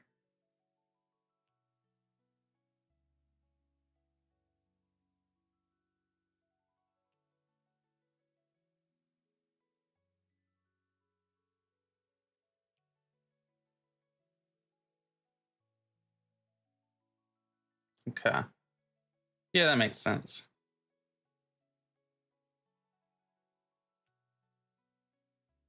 Maybe back on down here. And some of these scenes, it's not all going to get used, but for merely a few seconds, but it's reusable and you get a whole lot out of it. So let's, we got to keep that in mind. Now we're going to try and steal from the bar scene right here. We have the flooring. That's going to be an easy steal. So saloon interior, let's go back here.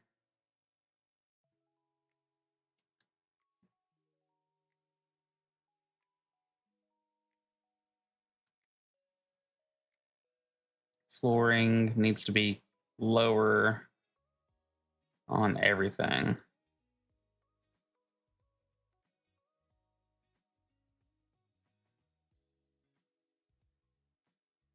There we go.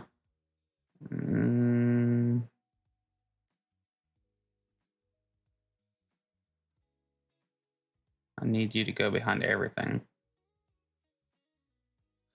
Group. There we go. There we go. That's what we needed. So I want to warp this in a way.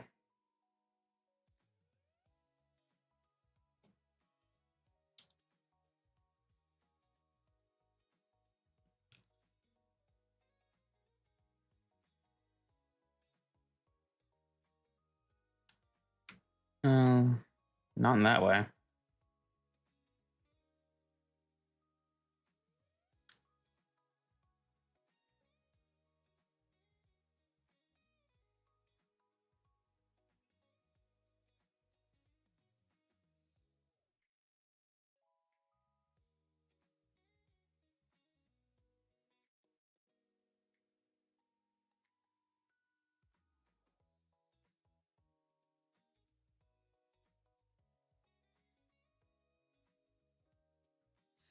All right.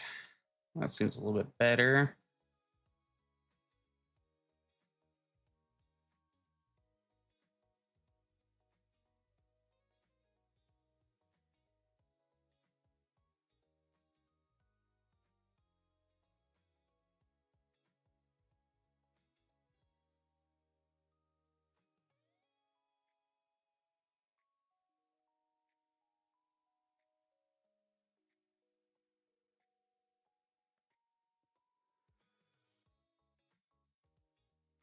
Okay.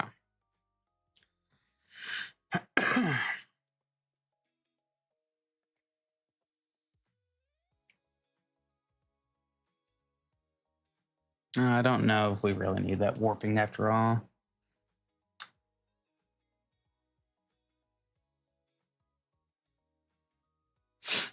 But it does give it a little bit of breaking up things and not everything just being so super symmetrical, you know? All right, so flooring is kind of taken care of. We could do some shading right in here, but it already seems to have some on it. So that's fine.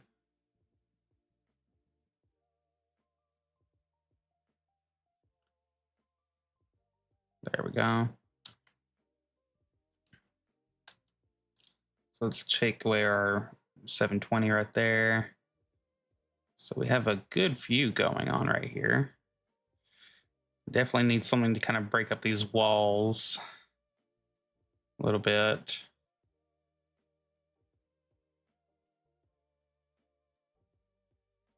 After that point, it starts to get a little bit boring. All right.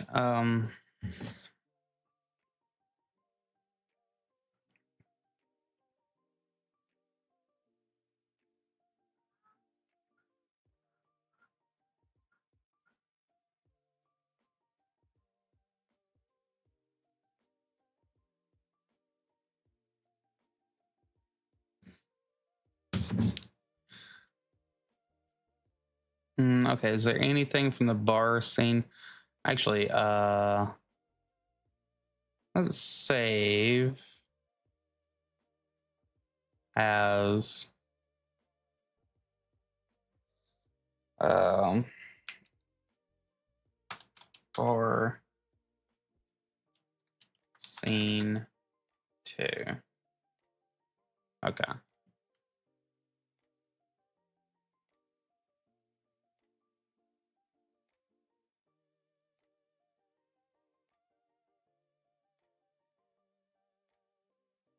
Bar scene 1. Okay.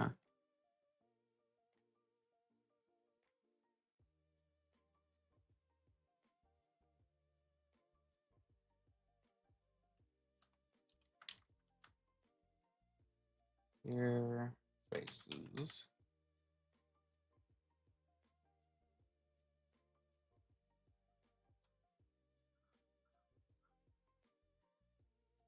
Make sure I don't have anything else highlighted over here. Okay. So that set is symmetrical. I say that we make us a little cow head over here, a little cow skull.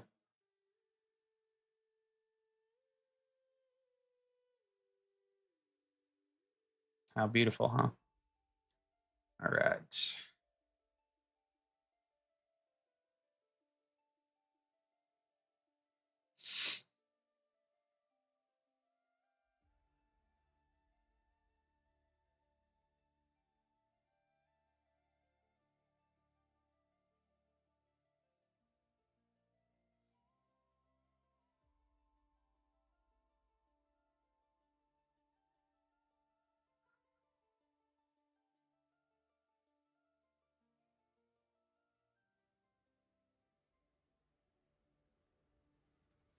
Okay.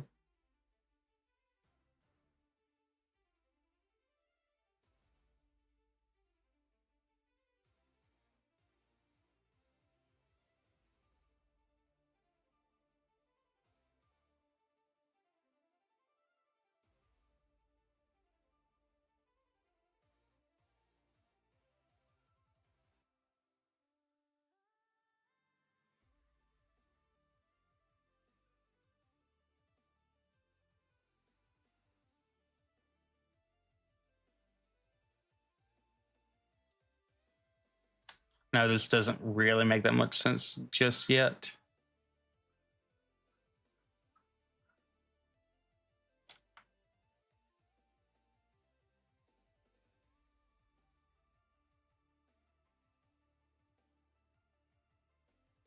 Wow.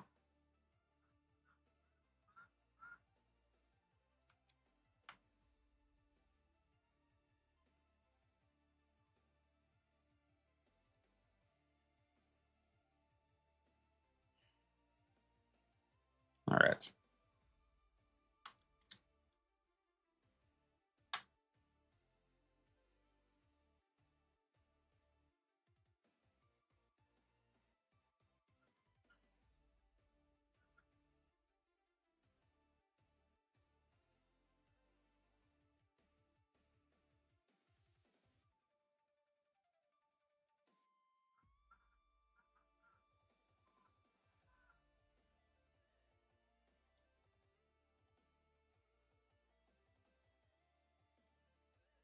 All right.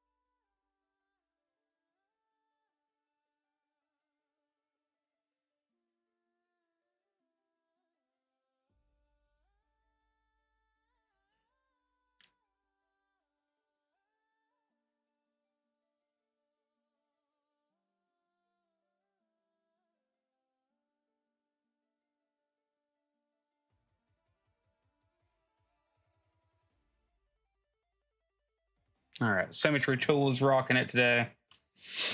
All right.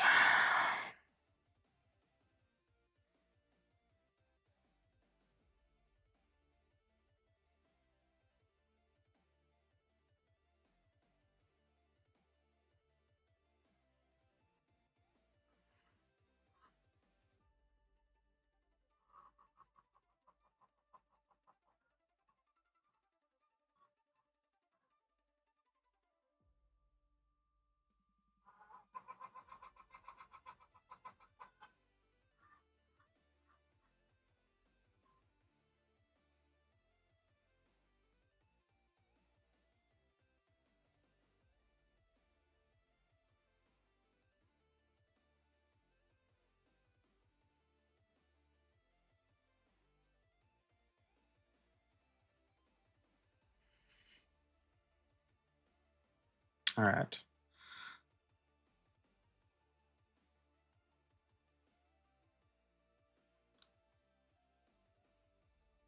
And I did do a big no-no here.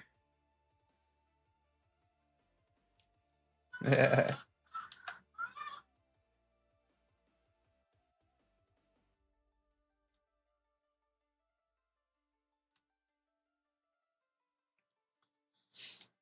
right.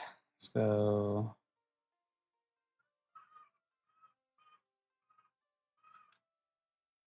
Sorry if you're hearing my chickens, they are going the hell off right now. Okay. Let me make a new layer. That was my no-no. All right.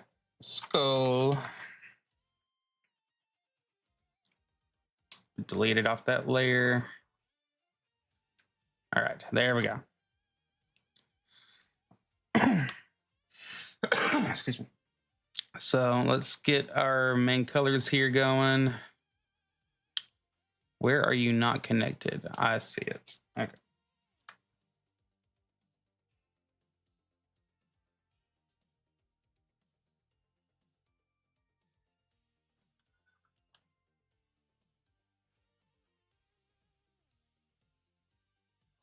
All right. We should be back to normal. All right. G. Okay. I.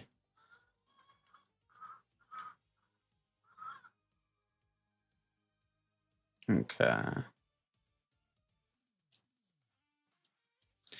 Now it's just time to basically go in here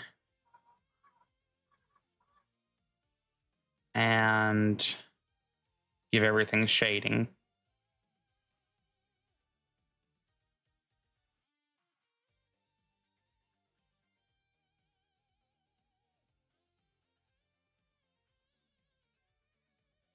After we color in these eyes.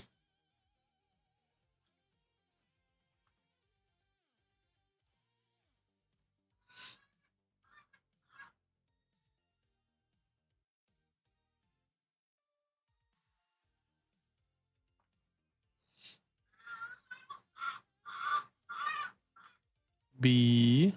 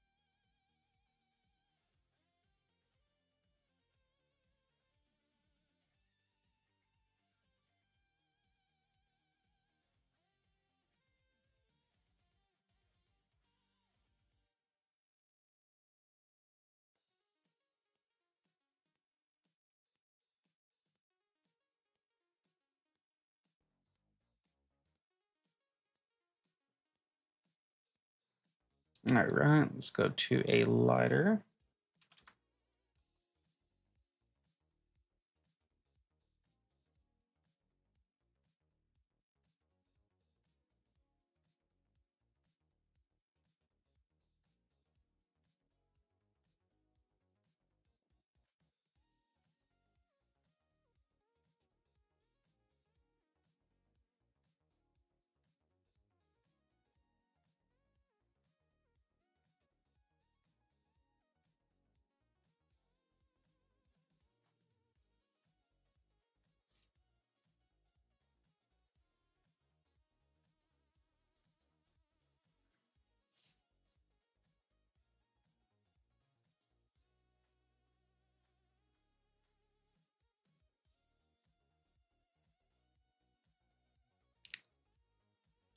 All right, that's probably the most detail I've put into a skull.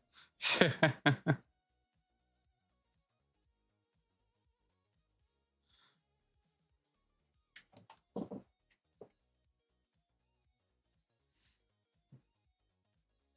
right, I think that's about good. So we will do a lighter layer right here. And we will do this to 2 pixels.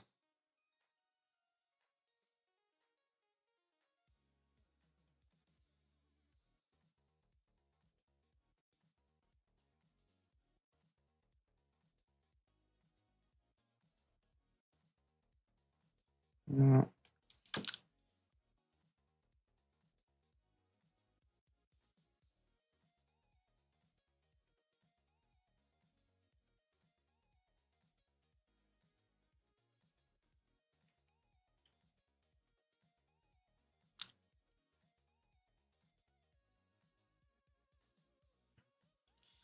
Now, what we might need to do right here is just take the eraser and do it circular. And let's do,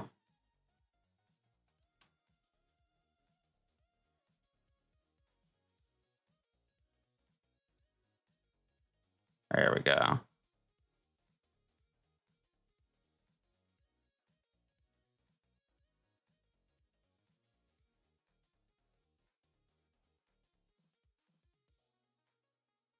All right. Let's pick this darker color. Let's go with 40.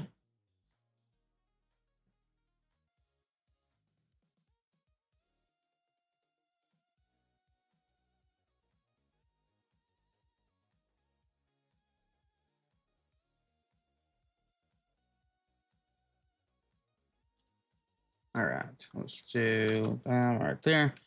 And this kind of help us get rid of a little bit of our harsh lines.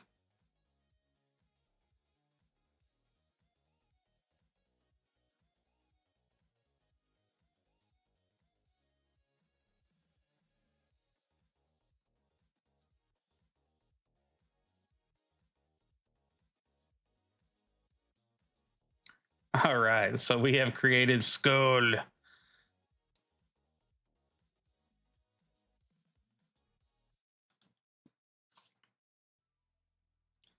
All right, skull. You will one day become an asset, but for right now, you are simply just a wall decoration. So, skull, come hither. Skull, what are you doing hiding?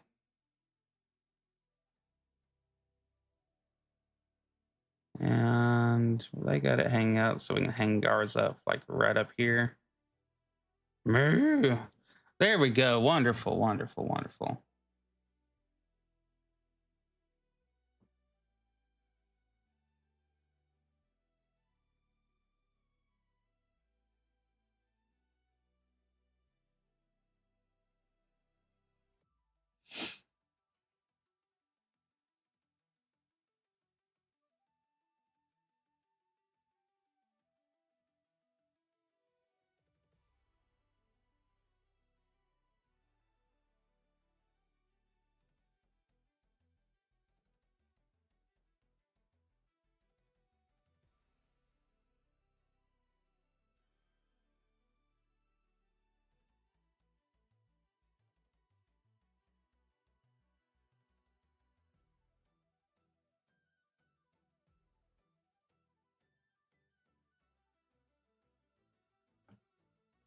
All right.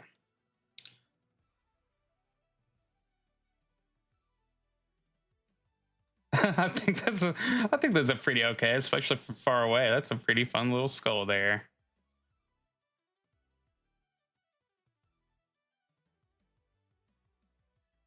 All right.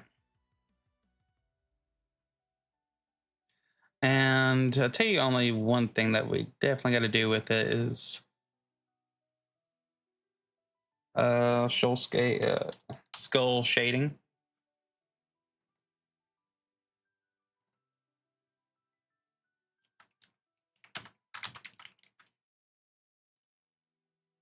All right.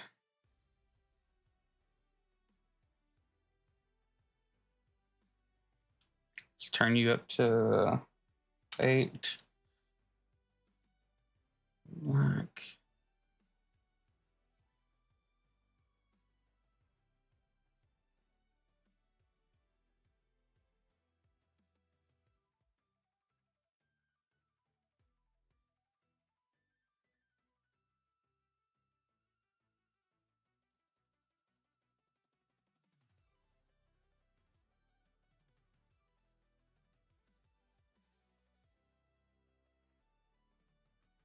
All right. And then the shading goes behind the skull, of course. There we go. Now you have depth. So that was fun. All right, give me 1 second. I gotta take a piss.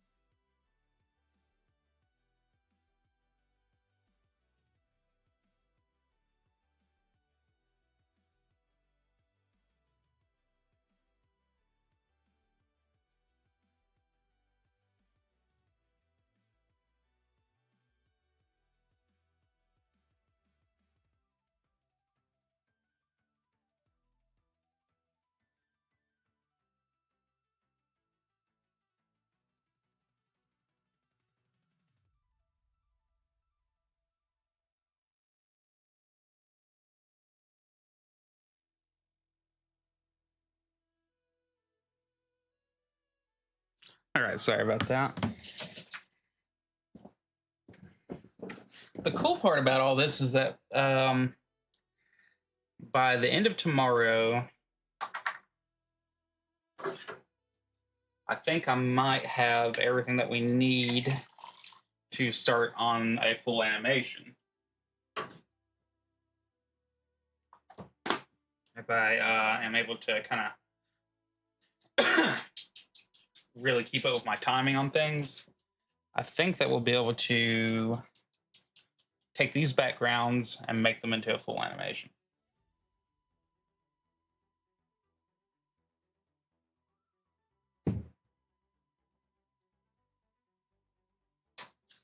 Because we should have all of our backgrounds done, all of our assets done that are needed just for this one comedy sketch and all that.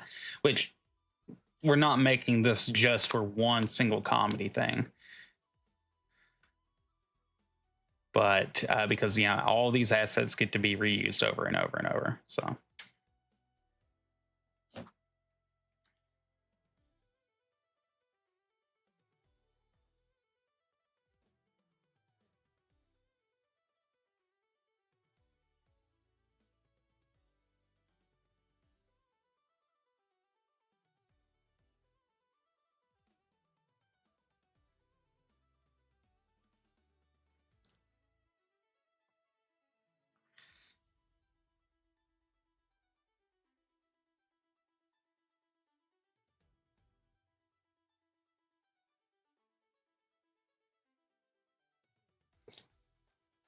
Okay, so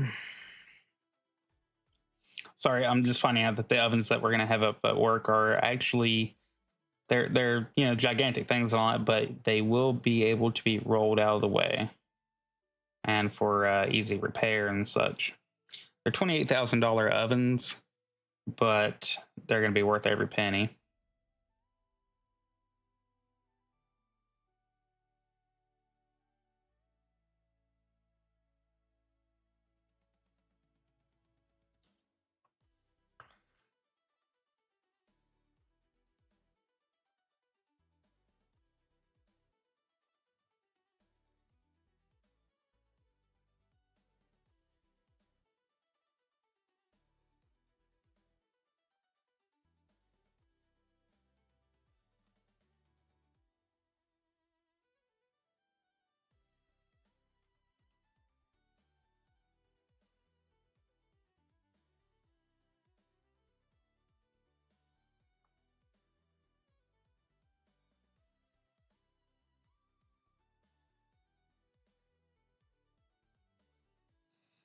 All right, cool, cool, cool. Sorry, I get excited about those freaking those freaking things. They rock.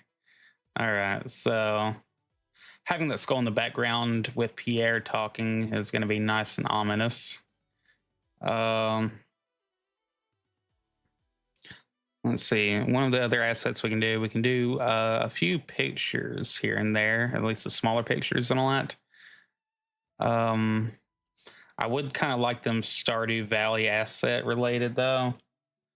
So let's go to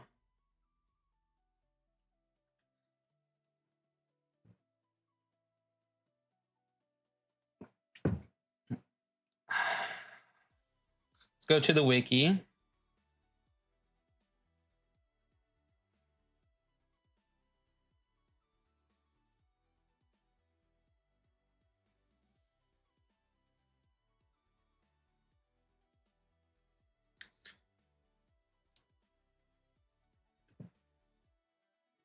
I don't want to try to put a hanging TV in a bar or make it like a sports bar. That'd be so much crap to have to deal with. Um,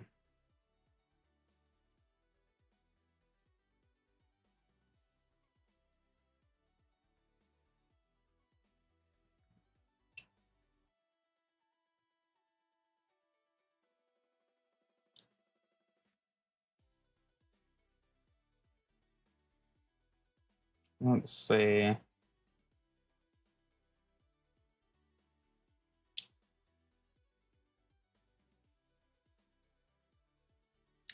Go to the museum. Let's go to artifacts and find all the artifacts. See if we can make something out of that.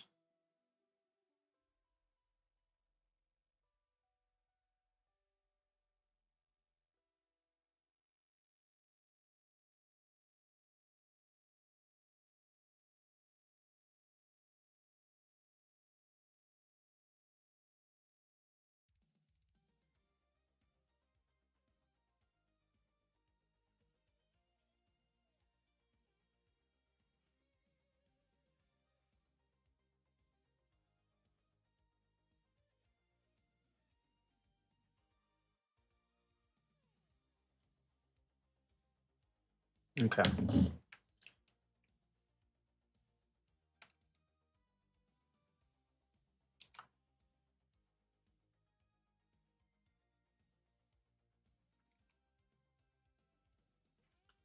The rusty cog is interesting, but it's also kind of the same color.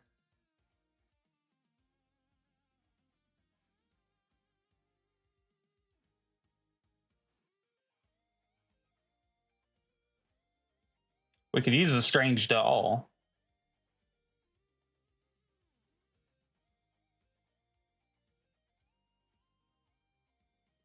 Um,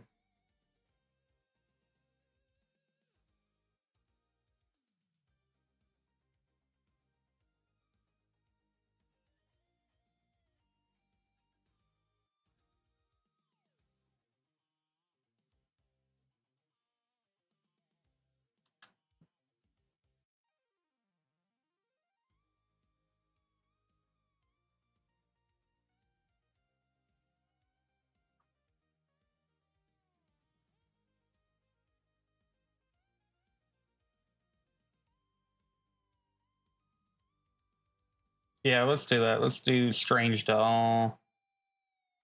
And I'm just gonna absolutely rip the asset.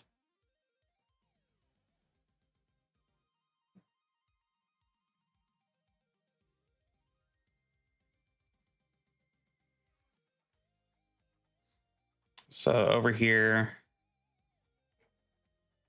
put that back down. Hello, hi, how's it going? I seem to have caught you at a disadvantage. I'm always at a disadvantage, don't you worry. All right, so the rusty what? Cog. Yeah. So here, let's open up a new asset here. So I don't know how big this. Let's wait. We don't need to do a new window. Let's do open. Blah blah blah blah. All right. Look at this little freak. Yeah. So let's take him and let's post him into the bar scene part 2. And will it give it its own layer? Let's not put that on that layer. This makes me think of the cogs from the Conqueror's bed. Yeah. All right. So we got that. Let's see. So here's what we got going on with our Pierre. So you can turn off, you can turn on regular eyebrows. Sorry. If you turn off eyes part 2 right here, that just gives him his regular open eyes. So let's make him look a lot happier. Take off these eyebrows, put on regular eyebrows, and let's go to mouth. And there we go. Now he looks like a happy asshole. So over here we have the shading for his glasses, that layer right there. And then we got the glasses layer. So without the shading, it kind of does make a difference. So we definitely want to keep that. And we can go back and forth from mouth. So frown and talk are pretty close. Yeah, there we go. Everyone needs a happy asshole. All right, let's see. We'll go back to this scene. Is there any other assets that we need to steal? No, okay, let's go with strange, creepy doll here. And we need to make up its own layer. What the hell am I doing? What in the hell? All right. Picture 1. All right. Let's go over here and make a picture frame really quick. So make a square, and we got our symmetry tool going. So let's make the pixels 2 pixels thick. This is almost purple. All right.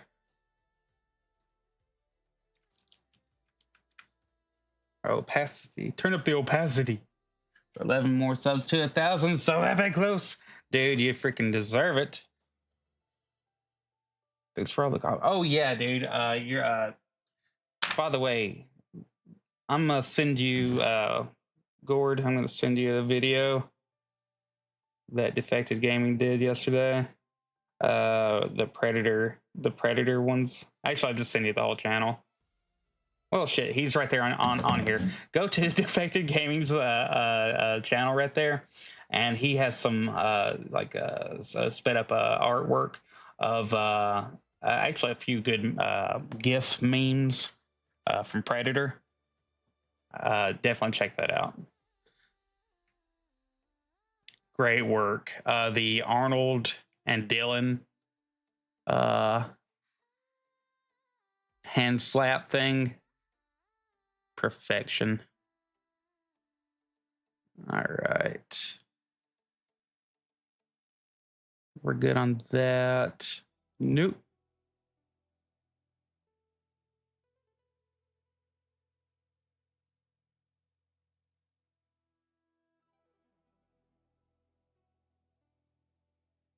Yeah, we'll do that.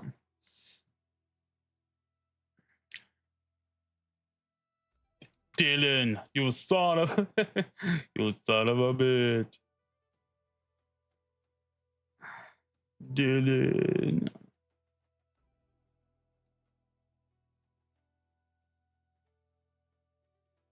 Let's go down 1 pixel smaller right there. All right. So just for reference, yeah, I think our reference size will be just fine, especially compared to the skull over here.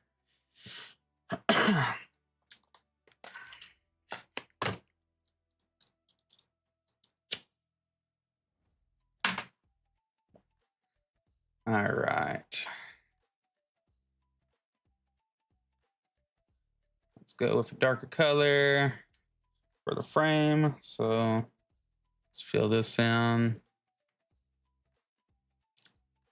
And let's go for a lighter color. Actually, you know what? Let's grab this right here. Line.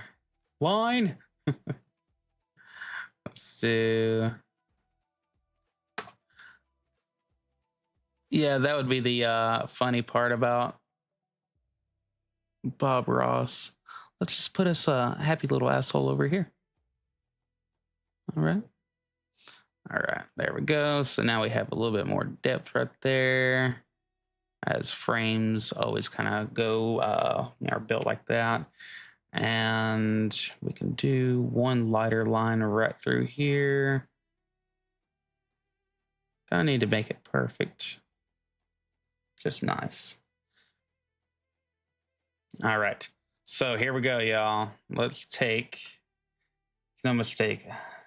There's no mistake, assholes. Just give him a happy little asshole friend. And you see this happy little asshole in the background. Wow. Okay, so I need to either way. Let's turn this off for a second. Let's.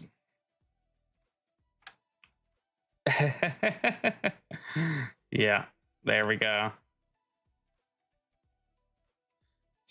Creepy doll.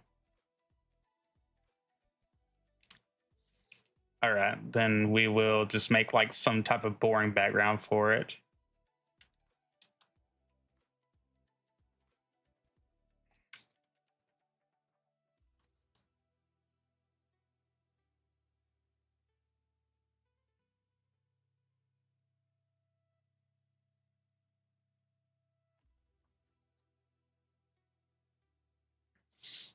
All right. Now let's go with something. There we go.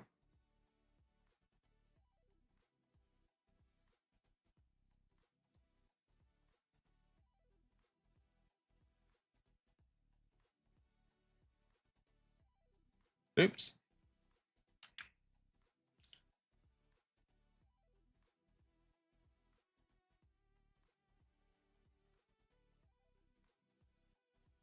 We call this one Happy Little Asshole in Front of Mountains.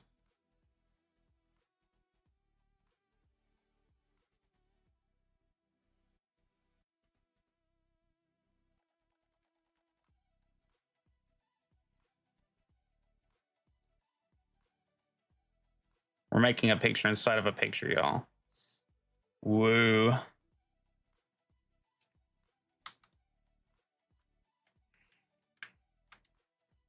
What the hell? Okay.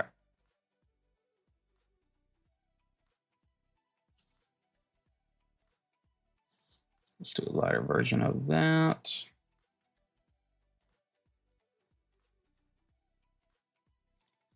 Let's give him a happy sky here. All right, there we go.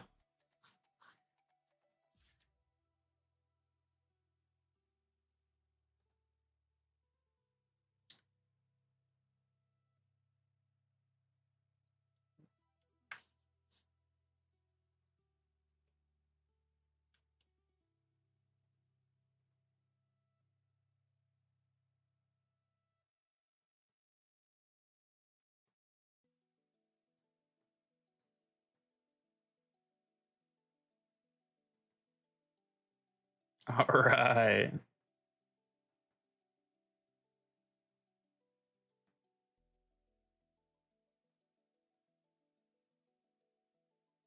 Oops. There we go.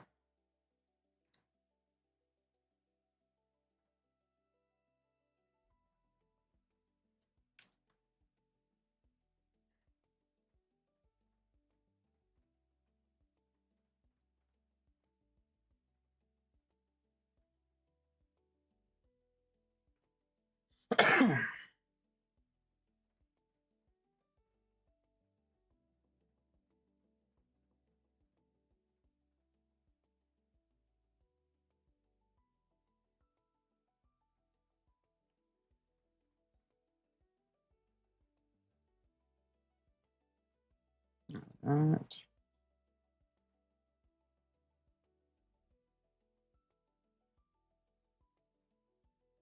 All right.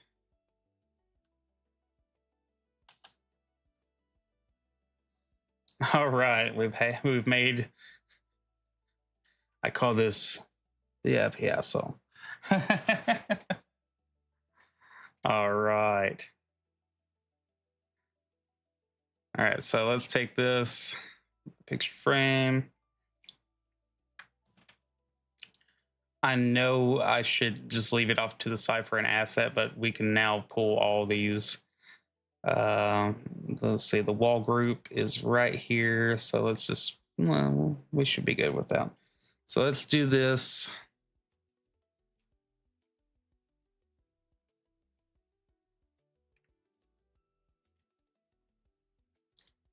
All right.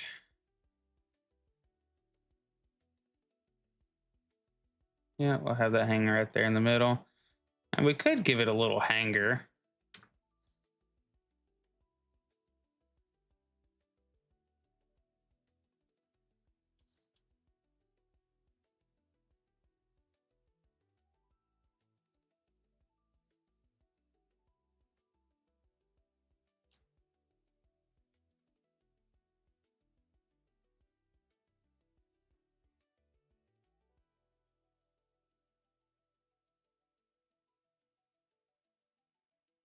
There we go. Give it a little hanger. And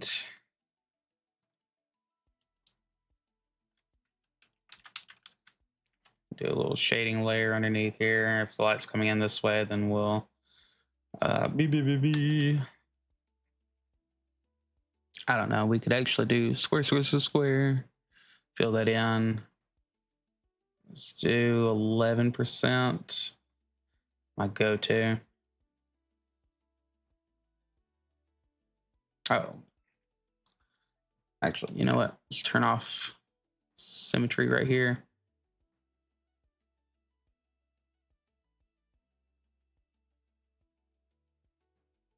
There we go. I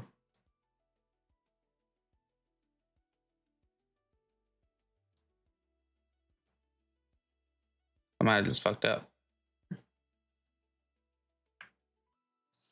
I didn't create a new layer, did I? All right.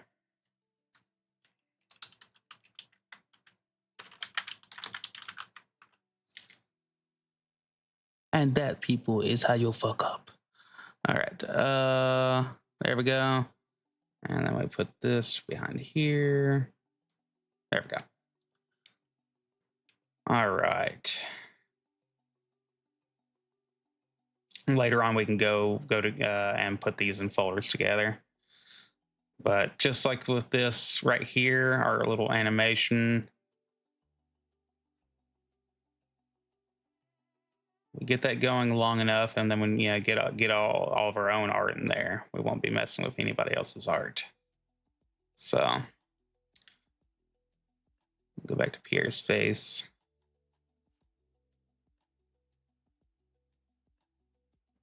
Edit Maya. Yeah, I don't blame you there. I mean, if things are sped up, fast enough, then nobody really notices and stuff like that. But let's see. Yeah, the mouth and talk don't really go hand in hand, but so let's go from frown to talk. So we can just go like that. Okay. So let's make Pierre look the rudest right here. So frown, and let's make his eyes, let's add on his eyelids to narrow his eyes. Look at that. Okay. And then take away his eyebrows. There we go. Pissy looking, is he not? All right. Then we got the glasses, we got the shading. And let's add that back in. There we go. So probably off the stream because it might be the most boring part is me dealing with recreating his jacket and clothes and all that. I'm going to try to. We're just going to imagine what the rest of his outfit looks like, almost down to the bottom. You know, what we're gonna at least we got to get his lower stomach in there far enough.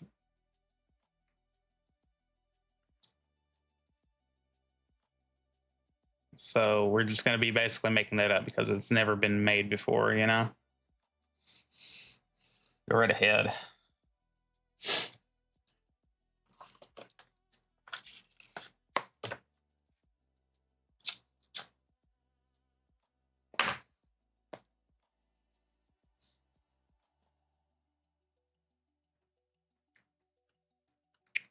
Yeah, I was thinking definitely V. Okay. So you kind of like, you know. I don't know if this will exactly work right here, but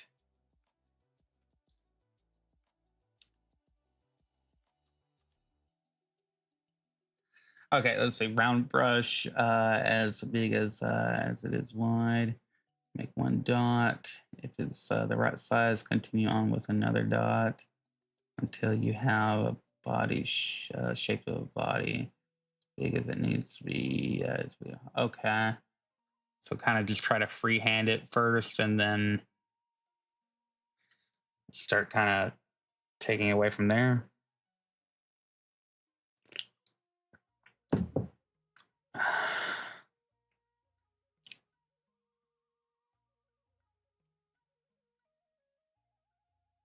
Hmm. Well, yeah, like I saw how you did on like the Predator video. You kind of just did a bunch of shapes and then edited down the shapes. It feels like so. I don't know. This is looking pretty sweet right here, bro. Look at him. He's like, yeah, yeah.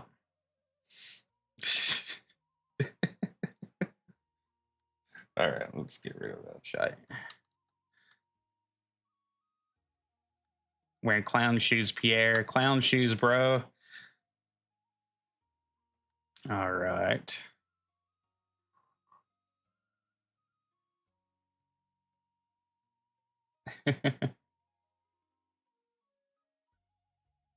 All right. I am trying to make a good asset.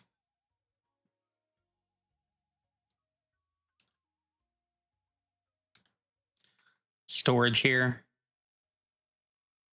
Assets. I need to rename that file, don't I? Items at bar. Items at bar. Yeah. Okay. Well, this is items at bar. So let's go in here and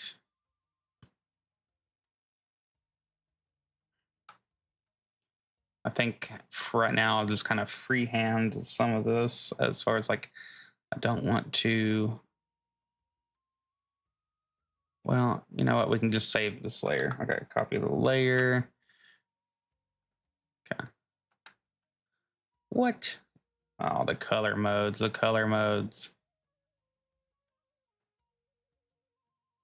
Yeah, well, we do need to take.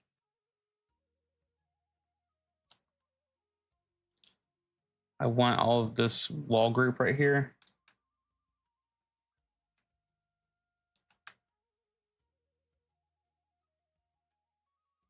All right, wall group.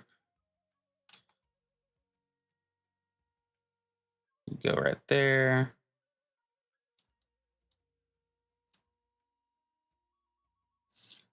So that means silhouette.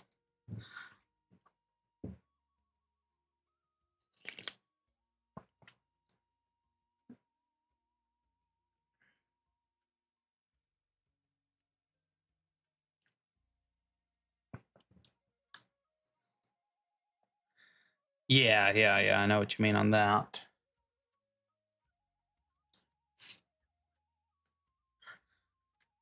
All right, let's see. Let's go to our bar. Let's go to skull.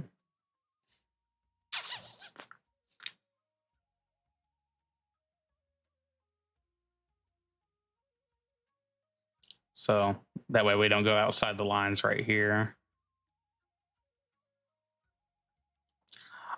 You know what I had to end up doing?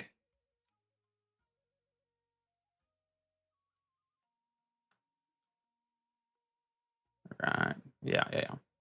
So different tolerances. What I ended up, and we can turn continuous continuous off. But what I end up having to do is because, like, up until 2 days ago, I hadn't used the app in over a year, and I was like, man, I kind of need a refresher course on a few things, and I think I just need to watch it probably 2 more times. But it brought back a lot of memories of. Yeah, no, thank you, and I really appreciate the. It's good to have good good critique, especially when somebody actually knows what they're doing. Uh, but oh, I tell you what, man, it was going back and trying to just. I didn't want to get into the animation part at all of Aseprite, but oof, it was just going back through all those old videos that whenever I was first learning about this app, very, very, very fun times, very different. Like I even went back and I did do a quick, just a quick animation, but I'll bring up some of my other animations on here at some point. Some of them, I did put out a short last night, so that way it was one of the first ones on the channel actually, but it got no love because it was a very new channel. So I put it out as a short this morning, and it did pretty good. And yeah, Senior Papa Pumpkin shared that out to his audience and all that, and that definitely helped out too. Shorts views aren't very much, like they don't really have a lot of weight behind them, but it did end up bringing like 2 new subs. So it's, a short that was just going to basically, a short video was going to basically blow into nothing, be gone, be no use. I didn't want that to not get the views that I felt like it kind of deserved.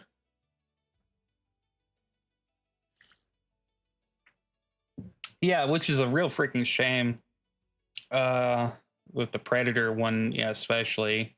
And I guess, it also depends on what's hitting at the time.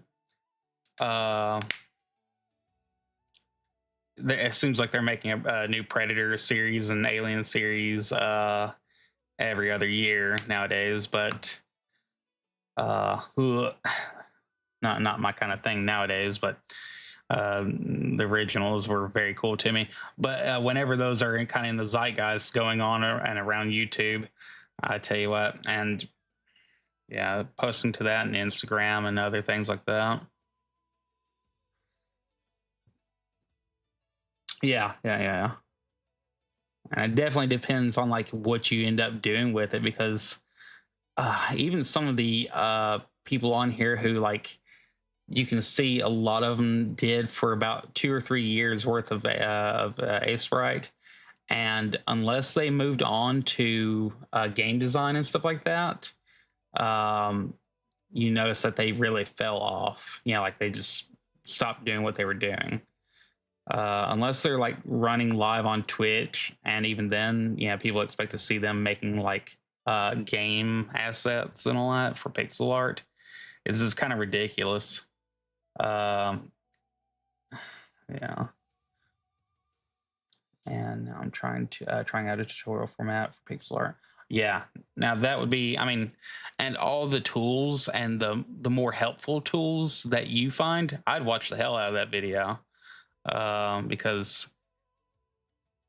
like all the extra help that you've given me on here, if you know, if you could kind of like compile that into like, hey, here's how, because there is one, and I guess it's like one of the properties that kind of look like this. You know, it'd just be good to and all the different hues that you get to choose from. I got to go back and relearn how to do all that with different layers and all that. Like I just remembered this yesterday, that I could go back through here and, you know, and change the opacity of different things and all that through just double clicking. I was like, dang, you know. Excuse me.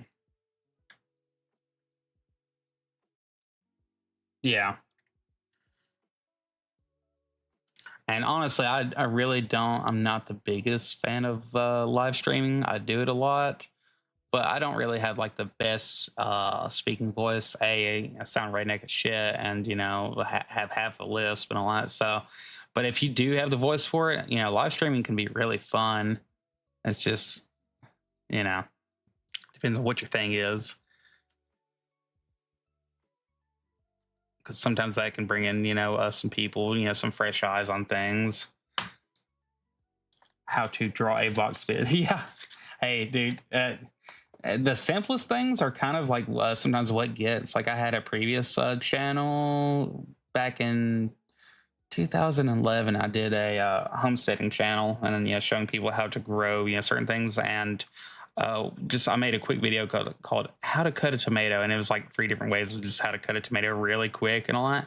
And there were people honestly like, yeah, I just have a really hard time cutting tomatoes or really any vegetable, and so this really helped me out. I was like, you know, I forget that I've worked, you know, a kitchen all my life and stuff like that. But you know, you do kind of forget that some people out there, like they'll take a paring knife, you know, to a tomato or something like that, and yeah, you know, tomatoes and onions are sometimes hard for people, and I understand that. So you make sometimes the simplest video, and that thing got like 35,000 views back in the day and all that. But that was also when YouTube would pay you like outright automatically. So it was good times, and showing people how to grow a super sweet cherry tomato 1000, you know, vertically. I made a video about that, and it was actually beating out one of the biggest seed providers in America that were posting on YouTube at the time. I was like, nice. I got a video actually beating a very big company. Go, you know, that's fun. See, I've done a few live streams. I got a couple of views, but I decided I'd give it a shot later. But yeah, like now, sometimes on here, depending on the subject that I put in the title and all that, you know, we can get. At one time, I had 33 people viewing live, and then, you know, right now I think I got 3. So, you know, it is what it is. It just depends. Like when I'm doing my Stardew Valley streams, those will have sometimes around, you know, 9 to 15 watching. You know, that helps out. Like you can see it in the back end at the on the watch time. Watch time really adds up for somebody that even has a small channel, you know, like this. So that does kind of help out. Also, coffee helps a whole lot too. Of course, all this is going to get a layer of blur added to it. I think I'm not sure if I'm going to do that on here, if I'm just going to do that through. Hey, Asawi, how you doing, man?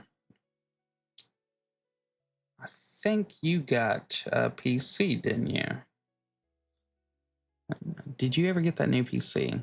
I feel like you did. But let's see. What was I saying? Yeah, coffee definitely helps.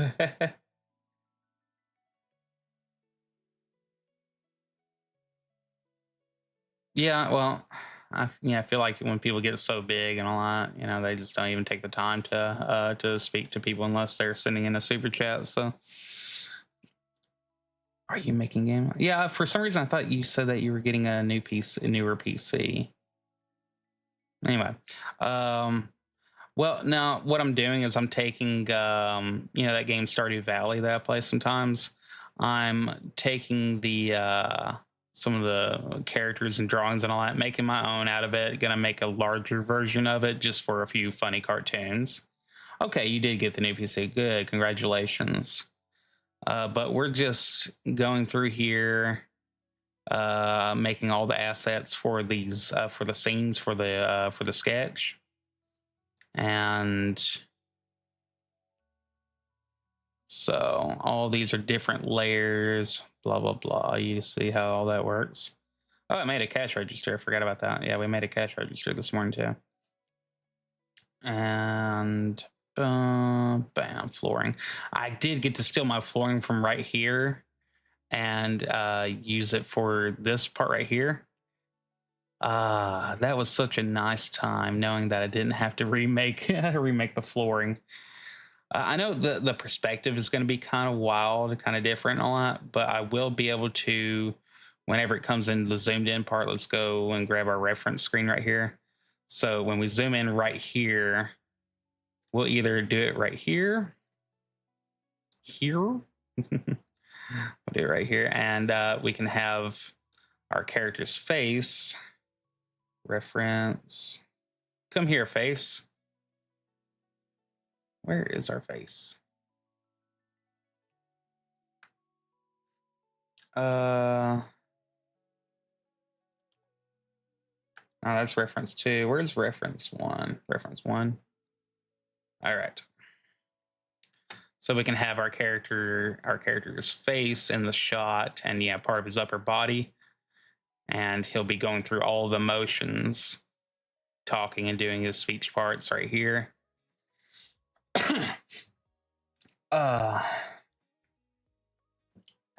Magic Asawi. Magic. Let's see, but this is Aseprite. It's more of like basically MS Paint on crack. It's everything. It's a very good pixel editor, and you can do animations with it. Like like this one's extremely simple. Oh no, this is for me. This is not programming. This is just taking pixel art and then moving it into places and stuff like that. Having a talking character and then a little bit of shiftiness right there. So you just take the scene by scene by scene and all that and can move things. And mainly what we're going to be doing with parts of it is so that way there's more motion in it. We will have this turn animated. Originally, I was just going to do like scene by scene with just a different facial expression, go back to the other side where Gus is, talking to Pierre here. And then from Pierre's perspective, from Gus's perspective, go back and forth. So one will kind of look like this. And let's go to bar scene right here. So let's go back and forth. Bar scene, bar scene. So let me zoom in right here.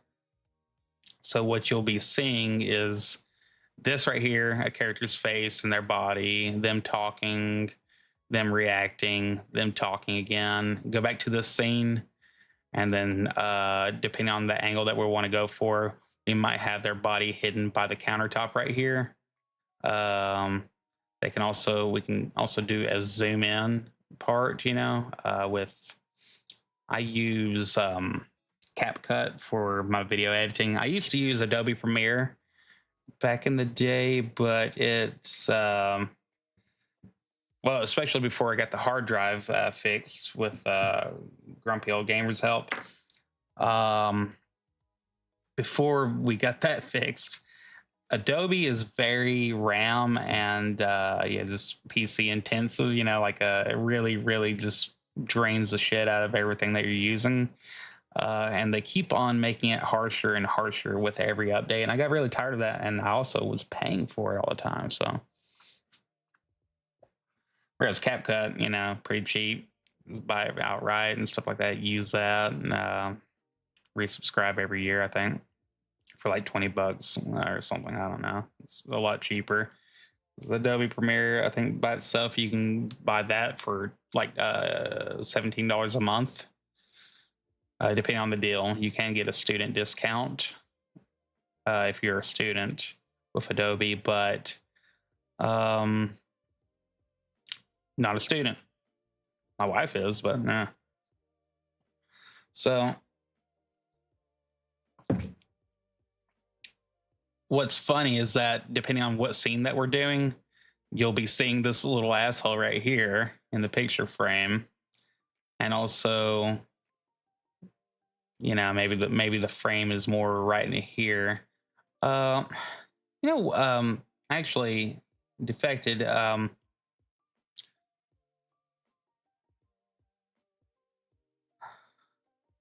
Is there a better way to zoom on here, more exact? Because you know, usually I just use the mouse wheel and all that, but even with this, you know, with the magnifying glass, like I'm holding down on right here, and I is there a little scale that we can use? Canva, yeah, Canva's rocking. And GIMP for anything. Okay, I never did anything production related. Okay, I think I use I used Paint.net back in the day. So yeah, I think I started out with, of course, MS Paint. Well, actually, before MS Paint, I used Mario Paint. You remember that game? If you're depending on how old you are. But yeah, Mario Paint, then MS Paint. You know, on a Windows 95 machine, and then Windows 2000, and then eventually I got Paint.net. It was like a one-time payment to some company, and they give you a key, and it was basically like Photoshop Lite. And then I got to use a cracked version of Photoshop back in the day when things were still on CDs. And that was awesome, but it's a whole lot to learn. Okay. No, I totally understand that. No, I was just seeing if there was a way, because I would like to get more in frame of exactly what, you know, I'm trying to explain here, but sometimes the zoom is not. It goes, you know, like 20, 60, 80. You know, it's like, come on, you know, if we could go down by, you know, scales of 5, that'd be great, or do like a slow zoom in. But either way, that's all going to happen on the back end over on CapCut, you know. But yeah, Canva is really freaking useful because it's going to save me a lot of time. I've been using it for about a year, and they've just kept on updating and updating and updating without making the price go up. And if the price does go up, I'm just going to use my wife's student account and totally just piggyback off that, you know. Oh, I love this little little drawing right here. But okay, I remember what I was saying earlier. So on CapCut, I'm going to be using probably a blur filter, so that way our character is more in focus rather than, you know, skull head and asshole over here. And yeah, the walls don't need to be as well defined. Now we did this morning go in here, and if you look very closely, use a little bit of just basic ass spray paint option on it to give the wood just a little bit of almost kind of like a dithering in random spots to give the wood a little bit more design, break it up just a little bit, give everything a little bit of a difference. I didn't feel really the need to do it on the shelf siding right here too much, but then I mean, I could probably do it right here, but once we start going into like, ooh, we could work on wood grain and stuff like that, then I think it's a little bit overboard and that's a little bit over the top, for what we're going to be doing. We're going to be reusing this a lot, and I do want it to look good, but I don't need it to be looking like, this isn't like Defected's art or anything. This isn't like we're actually trying to make it look freaking handsome or anything. This is just background noise in a way, so that way characters can be in front of something while they deliver funny lines. That's really it. So, be shadows from the bottles. Yeah, yeah. I did give them if I did give them a little bit of shading just right here at the bottom, but it could probably be more pronounced. Yeah, you think? Um, yeah. Get on that. Let's see. That's a little bit sloppy right there. A bottle right in front of the bottle. I don't know how I even did that shit.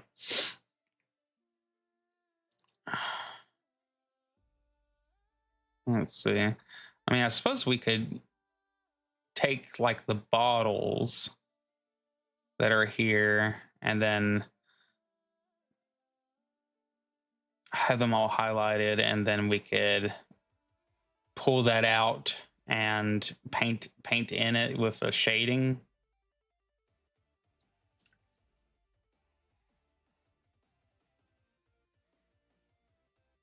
Yeah. So let's go to items. Might be able to do this in here. See if I can do this.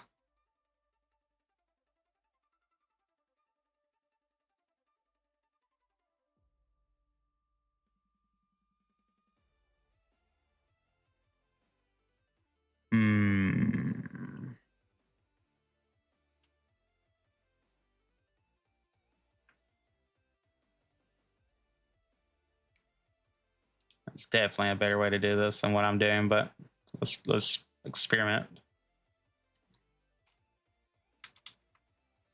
Bottle shade. All right.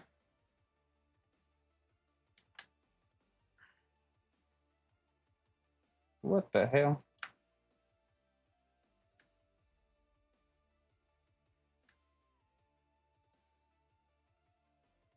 Let's see. Bottles. Copy. Yeah, okay. Bottle shade. All right. So if we did this now, what I'm wanting to see here now, how are we going to make that opaque? Like just shadows of themselves.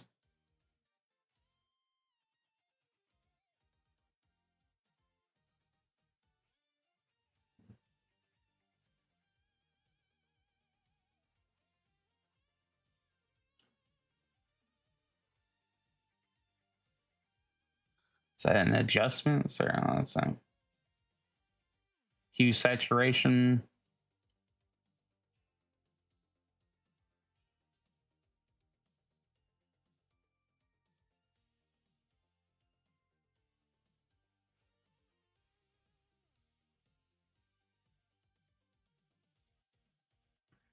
Yeah. Okay. Let's see.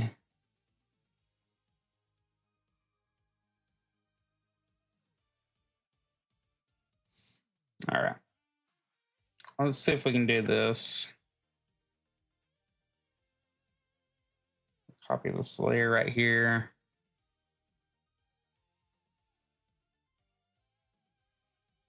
All right. Let's see if I can line this up.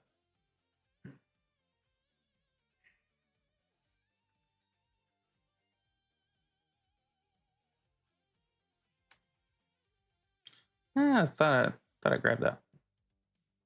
that bar. Copy that. There we go.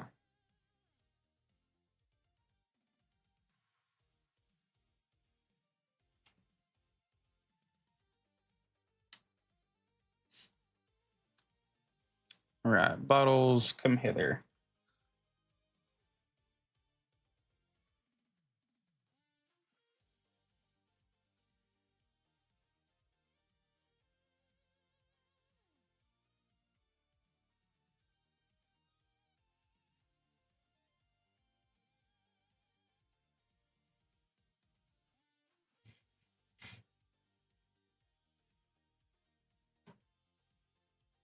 Transform and skew.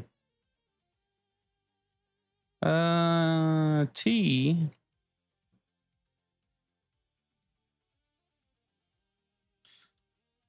Do they need to be brought up in here first? Let's bring in text.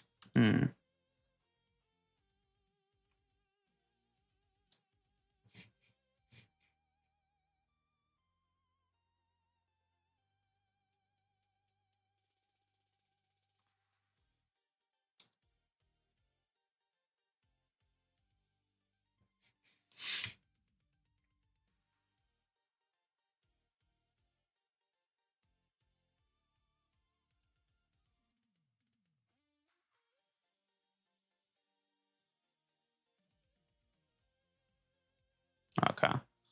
Let's see. Control T.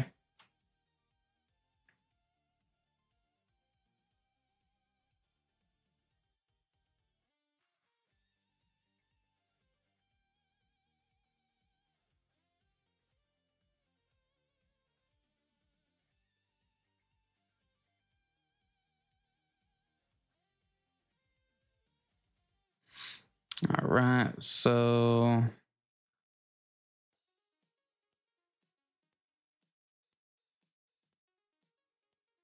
All right. Part of that. Might not need to skew it that hard.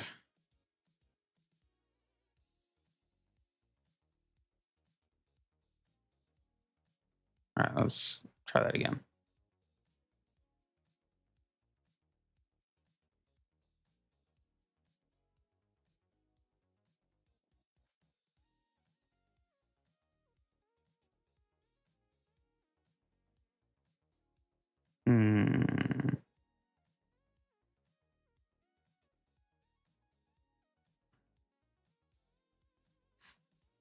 Okay, let's start it with that first. And let me take the bottles layer right here. So bottles. Oh, sorry. All right. Yeah, I might have to make it look right, but let's experiment here.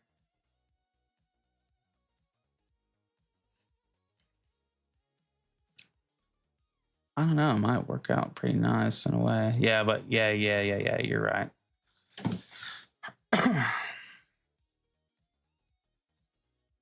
Let's try that first.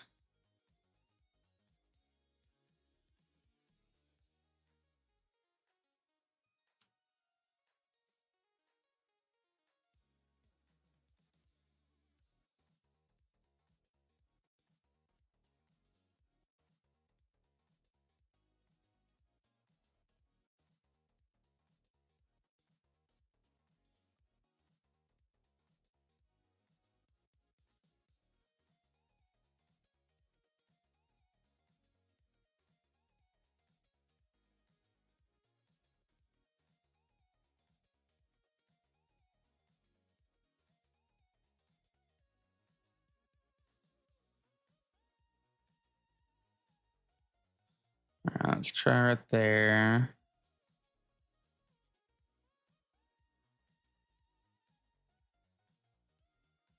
Not multiple. Not multiple. Okay.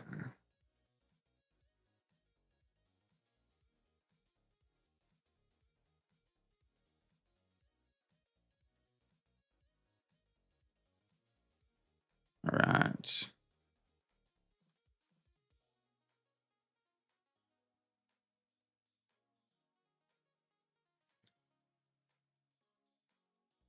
Okay. So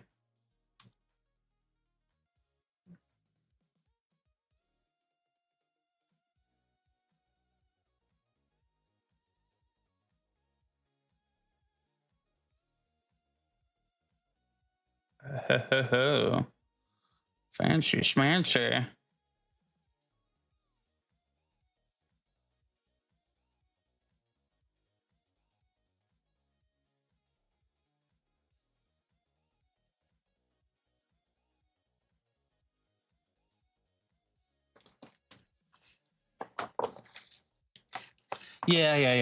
Yeah.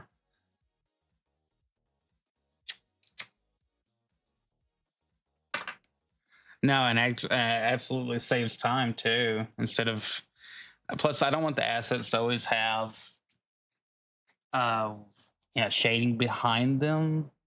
You know what I mean? So no, that's a good idea. That's a very, very good idea. Plus, it covers everything else too. Nice. Now, only thing I'm just going to get rid of right here is a little bit of the shading kind of bled over, as though it's in front of the shelf. So I'd say about 40% right there looks pretty nice. Maybe just a hair less. Okay.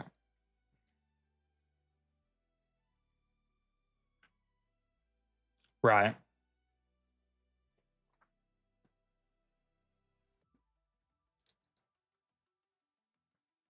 All right. So let's the other day I forgot how to scale up.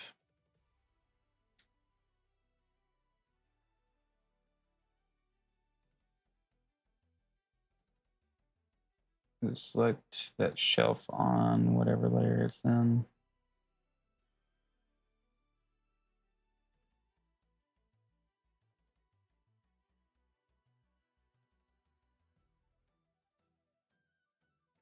All right, so shelves. Let's see. Go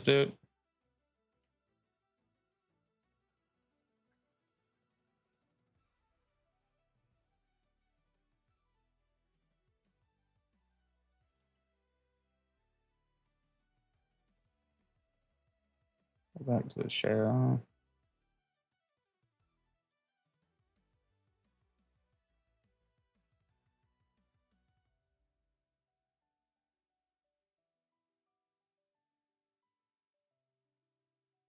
Yeah. Uh,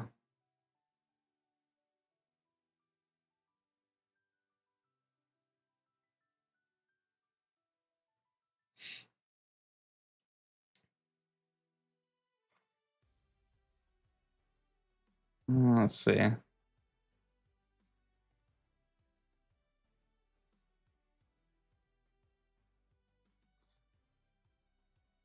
Oh, okay.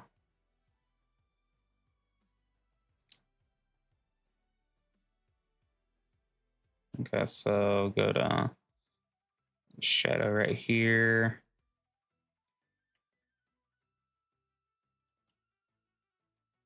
Okay, cool.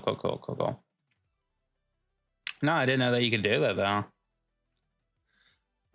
It's not extremely intuitive, but that's helpful. Definitely helpful. Nice. Yeah, stop anything from coming over on that layer. Yeah, the tips and tricks about this freaking program are freaking wild. Hey, that's another thing you can put in your video.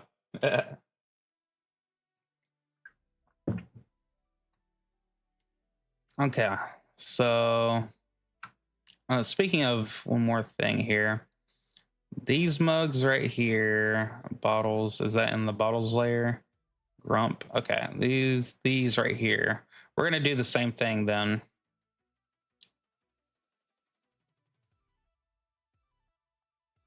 It's on the list. All right, cool. So we're gonna do the same thing here. Let's make a new layer. Um,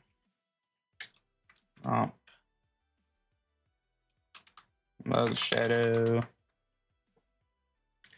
So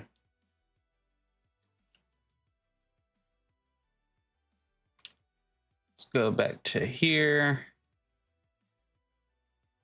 And let's do this. Actually, you know what? I'm going to click this first.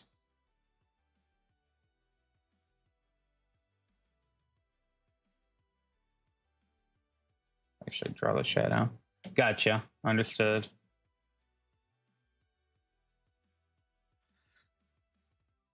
Okay, I'm gonna take this one first.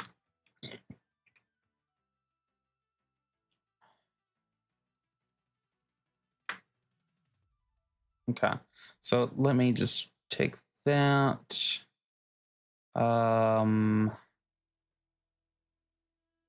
Edit. I need to probably find a control U. Is that control U or V? It's probably control U. Okay, so there we go. That's something I need to definitely make sure I.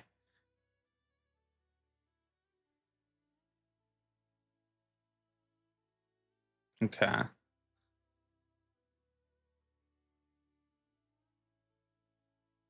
Now let's bring these back up. Yeah, the hotkeys are pretty freaking important. Let's do.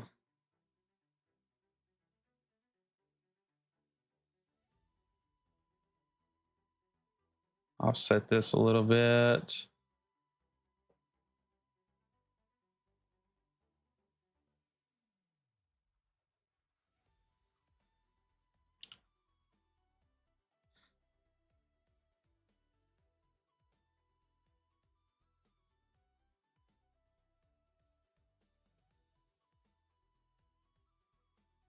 All right.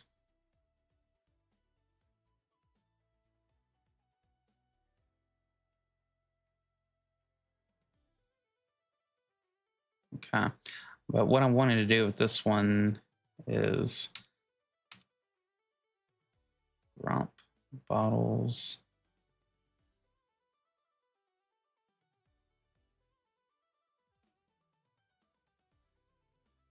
Yeah. Okay. You know what? Actually, I'll just. That's fine. All right.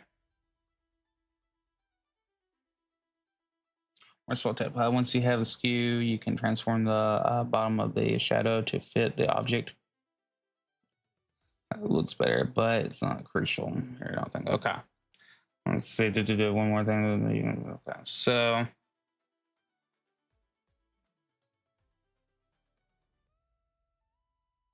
Sorry, I need to get right on the correct layer here.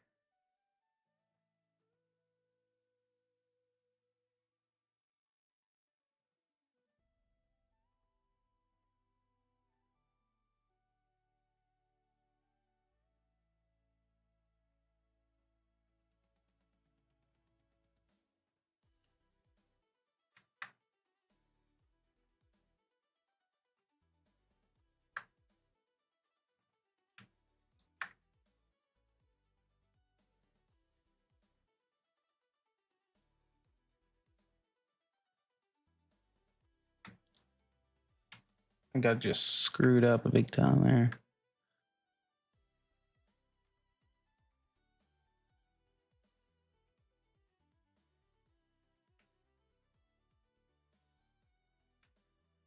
Okay.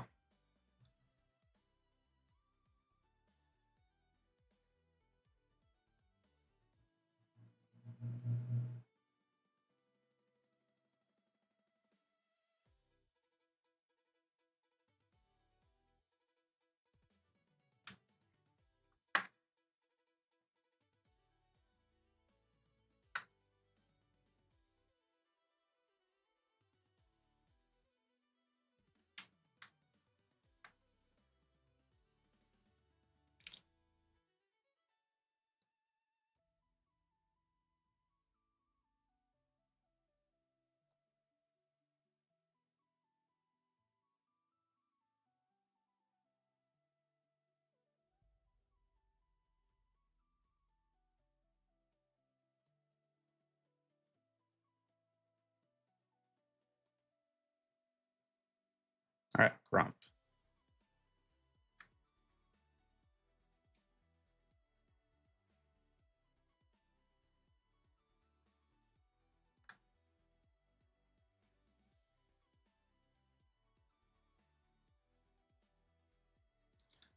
You know what I'm doing?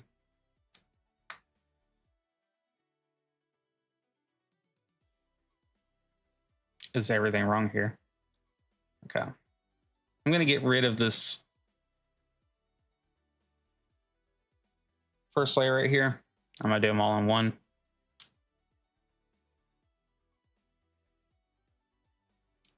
Okay.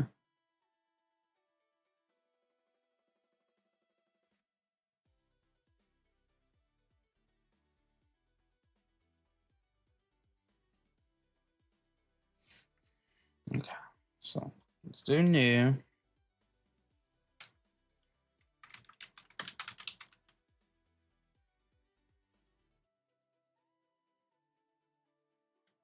All right.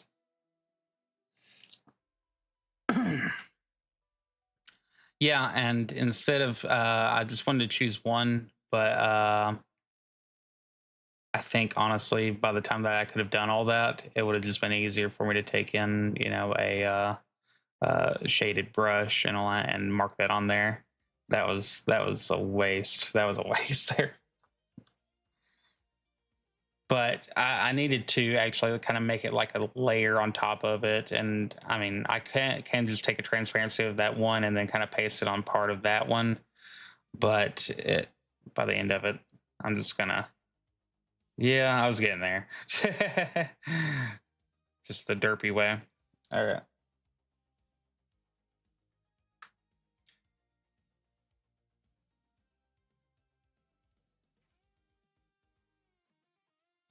All right.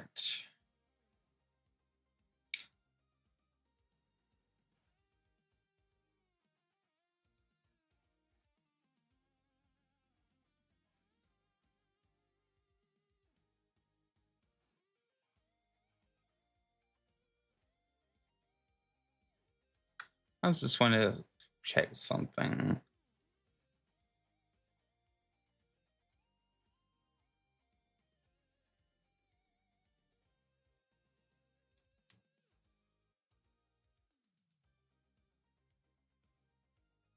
Okay, that's just going to create a copy of that.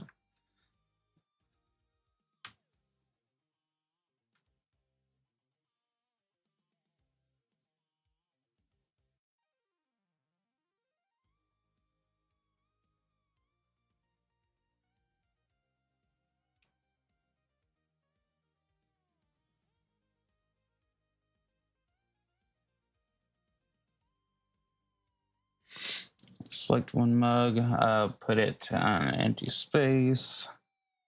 It's there. You put a shadow with it on its own layer. Yeah, I totally get you there, but I was just end up spending more time on just one mug when really, you know, it's just one of those things. But if it were actually trying to be a serious thing, I think that would be what I'd have to do. Absolutely. I think. Yeah, I totally get you. Let's go down to 11% right here. Let's go to the grump right here. And let's just go ahead and there we go. And I give this just a little bit more shade just because it's behind, it's already shaded. Plus it's behind another one. So let's do that right there. Okay. No, no, no, no, no, no, no. Oh yeah, yeah. Don't feel bad. Don't feel bad or anything about that. You're giving good information here. All right, so got that. Now we could do that with this right here.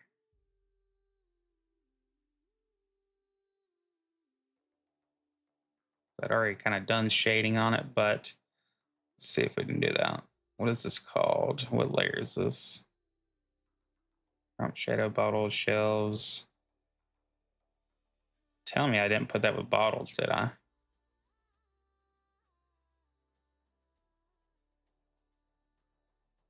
What layer is that?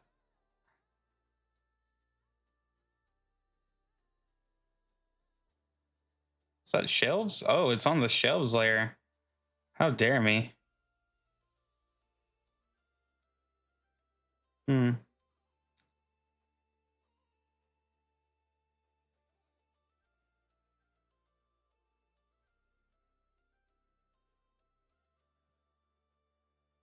Oops, let's go to shelves.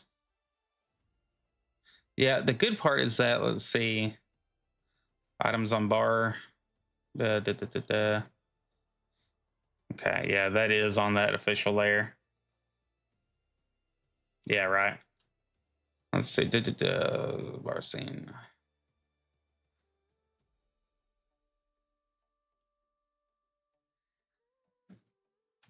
Let's see.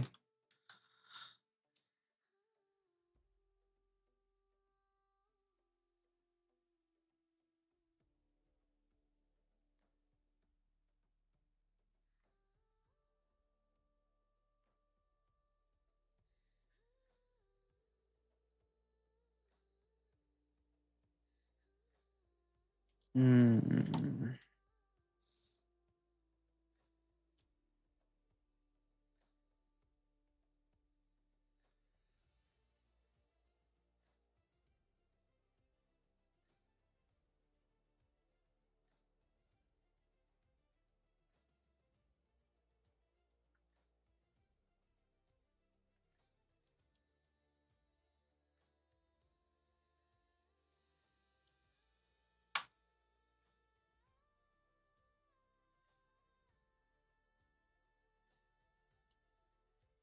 No.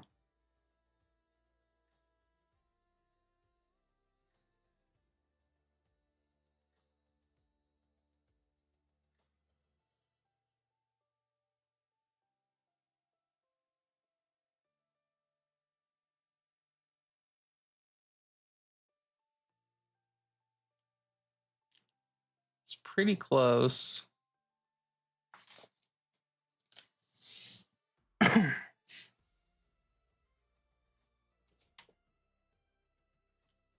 Yeah.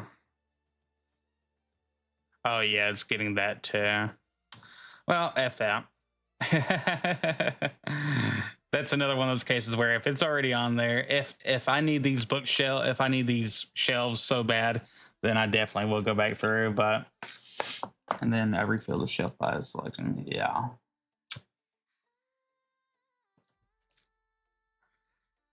That's why building this whole asset collection is so freaking better and worth it to do rather than ever putting anything on there.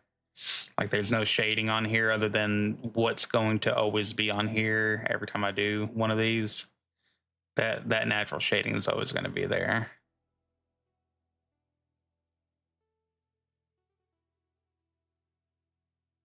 Let's see. I like this wall group right here. That one was fun and pretty quick to do. Yeah,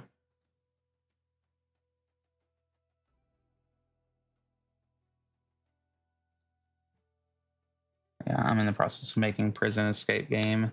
My asset page is oh, dude, I bet. What size is that canvas?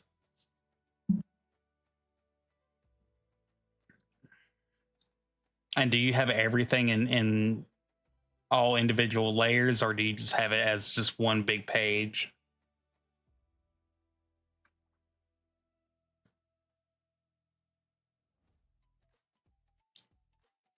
Bam.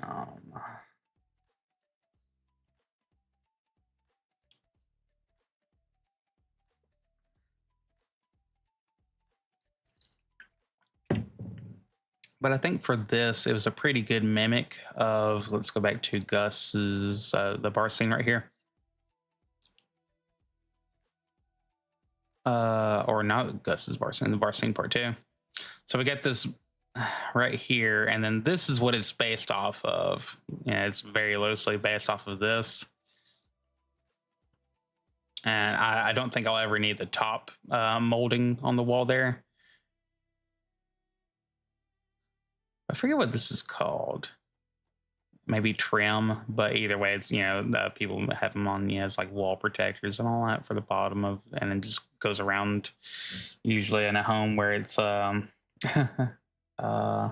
wallpapered. Let's see. Hmm. I just had to make the canvas 640 by 640, but it's really only about half of that. Oh, okay. It will grow.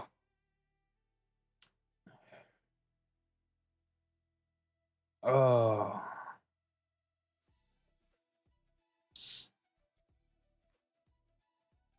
yeah. I don't think I'll make too many more advancements on it today, or at least while I'm streaming all that. But I'm just happy that I've got to this point where we can take like animations like from our regular one here and make them into this kind of crap, because that's going to save me so much time whenever we start employing our version of Pierre.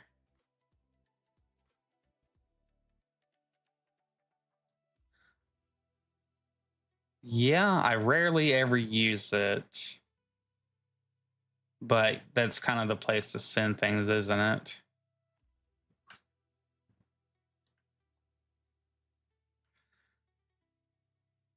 Because uploading it to Twitter sucks. Let's see.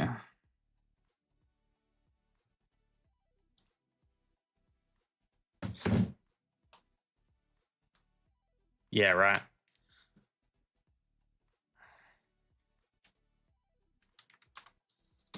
Let's see. Downloading updates. That's nice.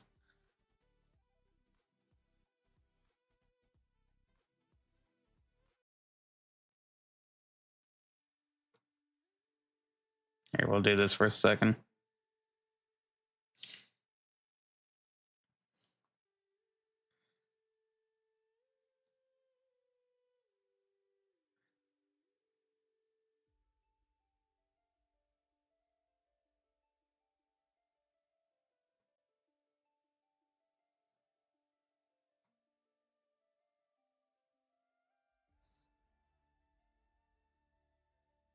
All right.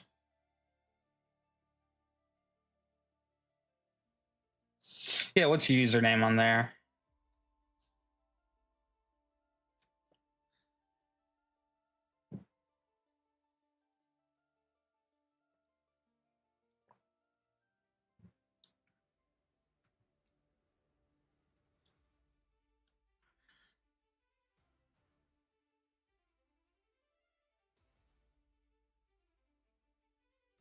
Hey, yeah, right. I was like, I know what my name says, but I don't know. Let's see.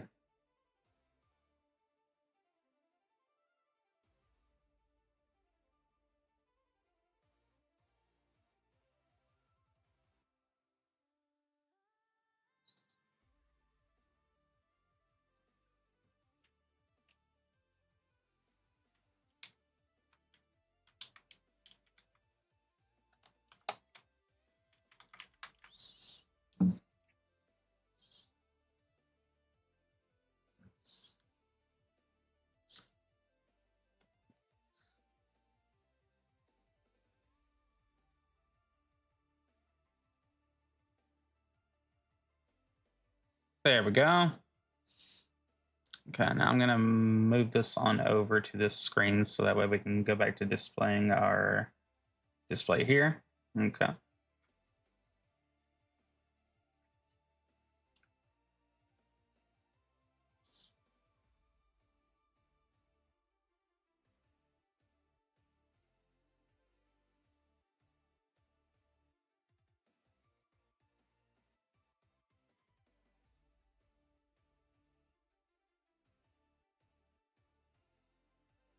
Okay, cool. So we got this. I don't know why that's up.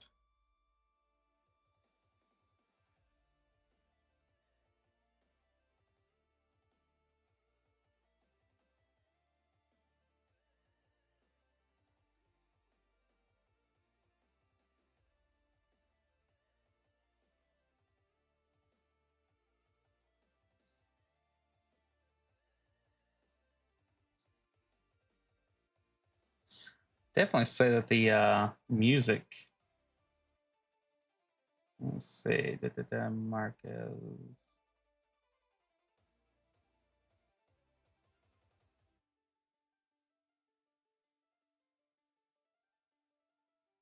Okay. Let me check my thing right here. Yeah, okay. Yeah, the music is definitely a lot more fitting today, I feel like. I got so tired of the last one. It's nice, but all right. So Anything else I need to add to that? So bar scene. I think the only other thing I could really work on right here is a tabletop that kind of goes into side right here.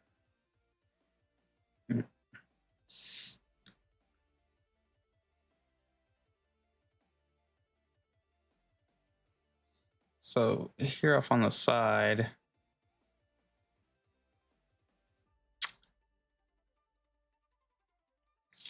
and actually this reference right here, what reference is that? That's shelves. I think we're good on needing that reference here anymore.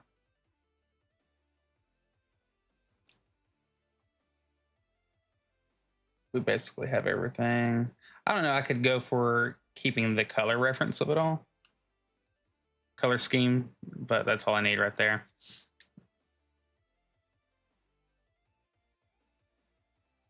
All right. So let's start us up a new one, and then we'll see if we can get through this before we call it a day.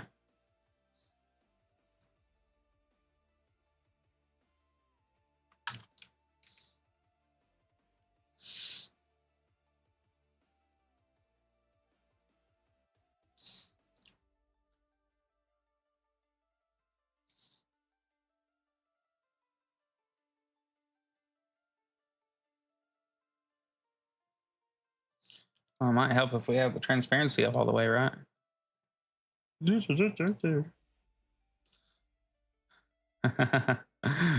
layer, yay! All right. Yeah, we're gonna definitely have to do some shading in there. Let's do this.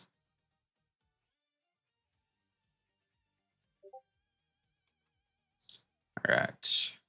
Yeah, that'll be the perfect size right there, I feel like. All right. The prison game we're working on was sort of.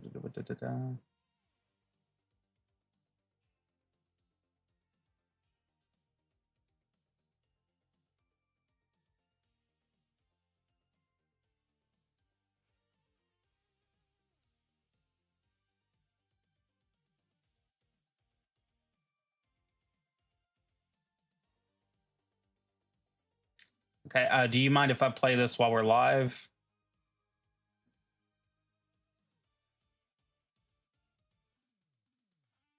Or is this something that you'd rather hold on to for now? Let's see how we want to do this. We can make some scrolling on one of the table, but let's. Okay, cool. All right, well then I will be bringing that up.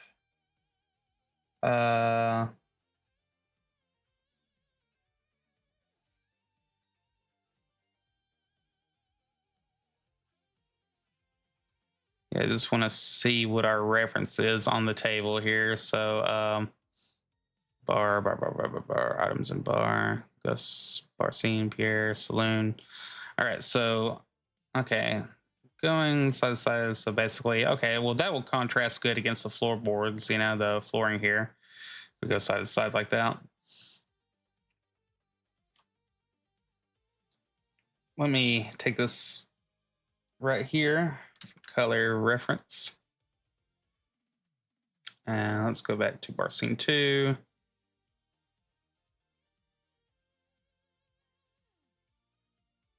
All right. That should work out just fine for us, right? All right. Now let's go to what we just downloaded right here.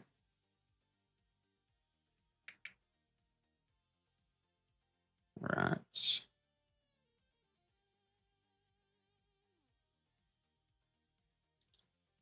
Oh, hey, cool.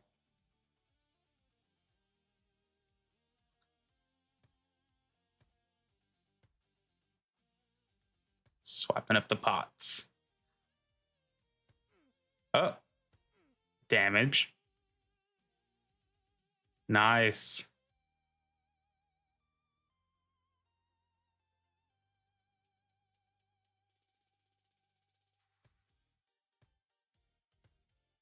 Freaking nice.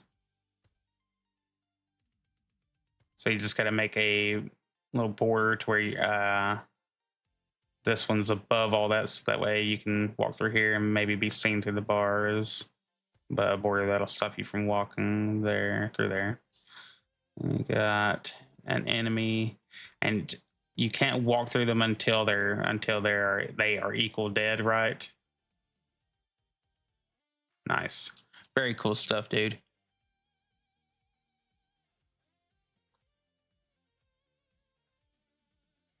Oh yeah. You got. I know. I'm not critiquing at all when it comes to that. Definitely a lot to go through with that. Let's see.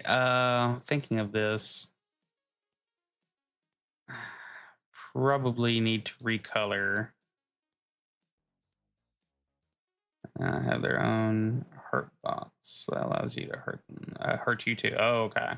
So does walking into them automatically kind of cause you damage, or do they actually need to hit you?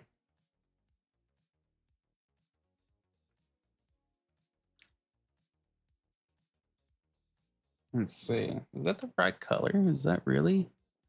Is that really the right color? Okay.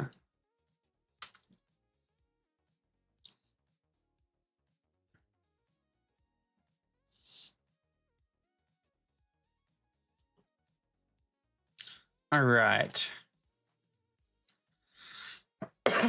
Now, one thing you can definitely remind me about is automatically adding an outline to something. I know it's probably control something, but and I just remembered it yesterday. Walking into them, but it'll hit you. It'll be a hit you thing later, and that guy's actually going to be one of the starter NPCs for the game, so he may or may not be your friend. Okay, cool, understood.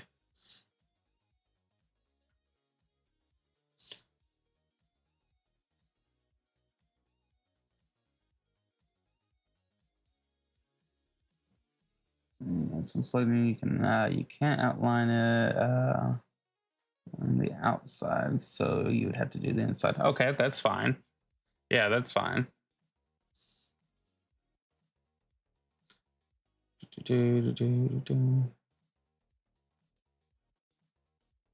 Hmm. Just definitely forgot the.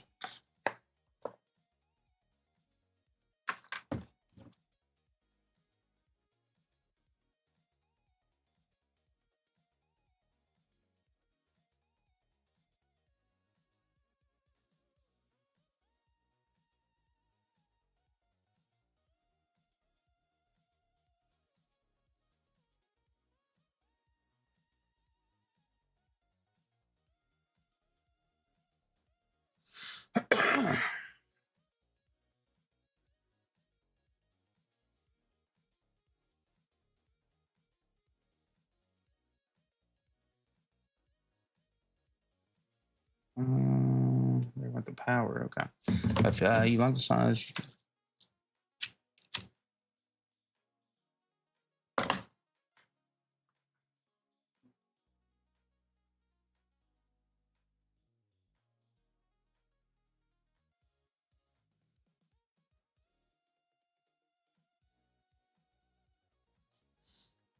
okay.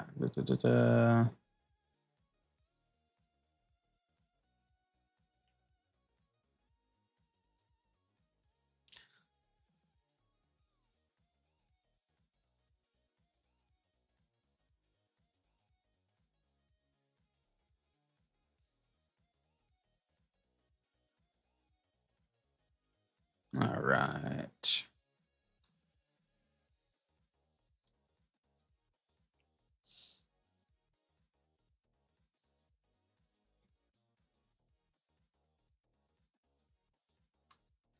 Buttons on the left are how you would select.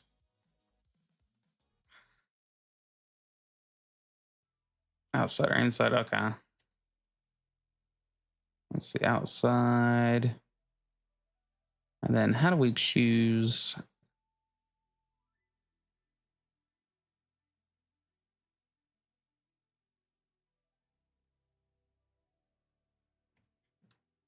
I did that wrong. Okay.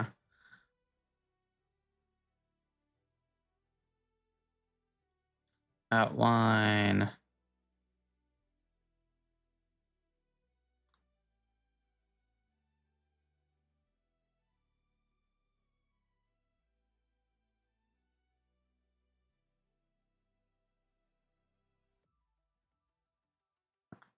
Okay.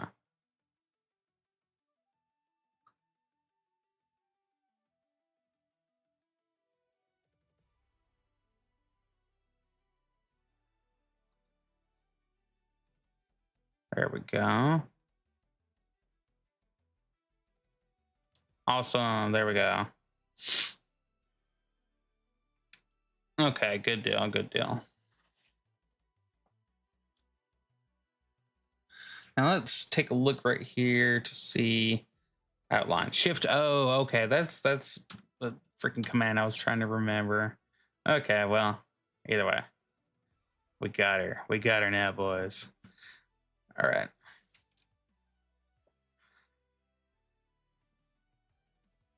So I'll send you a table if you want to look at the reference anything.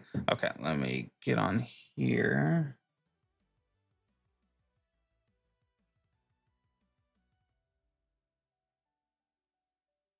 All right.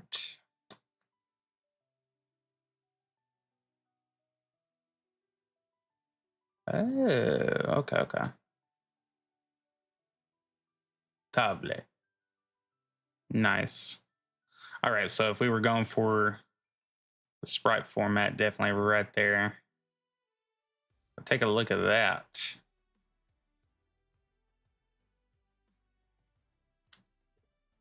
Then you, yeah, when you're in gameplay, that looks like a freaking table. And also, I like how you did the shading for even on such a small object. You still did the shading right here. Good, very well. Let's see, voicing 2. All right, so we got that. Let me actually take your table right here. That'll be a good reminder. I don't know if we'll even be seeing the table legs though. So let's see how big we make this thing. We're not making a full asset of ourselves. Okay. Let's see. Do.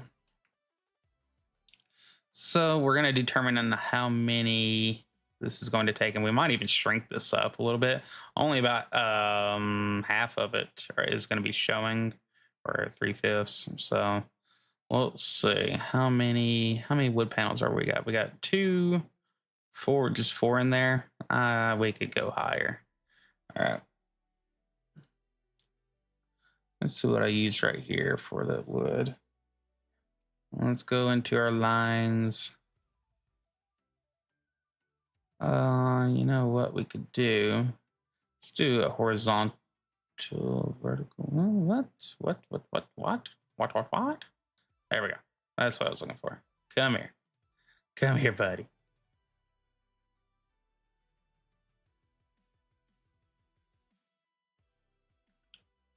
All right. So if we get one right here, that's absolutely not in the middle, is it?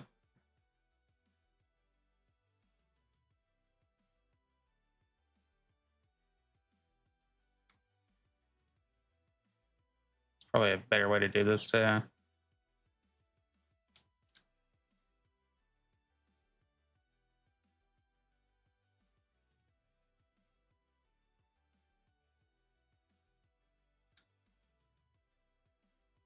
Go 1 pixel down, maybe. All right.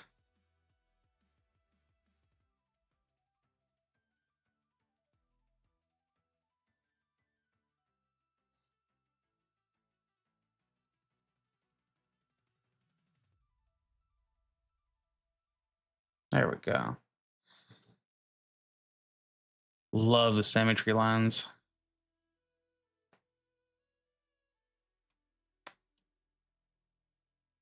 Okay. And of course, we're gonna do. We are gonna get a thickness about this. So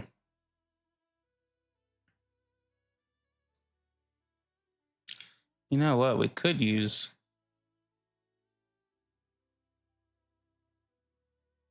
kind of use that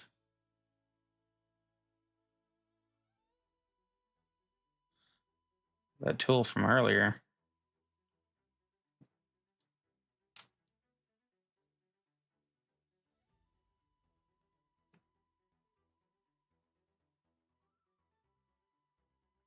Hmm.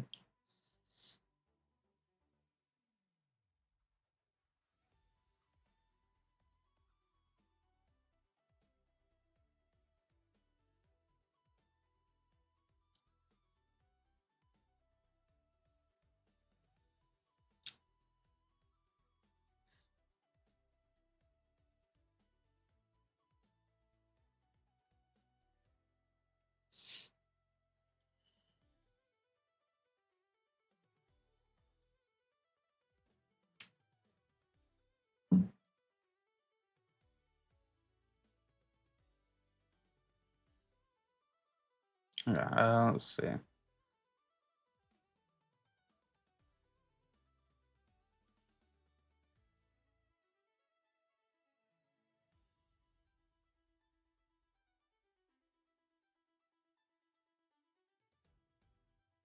No, let's go back to this.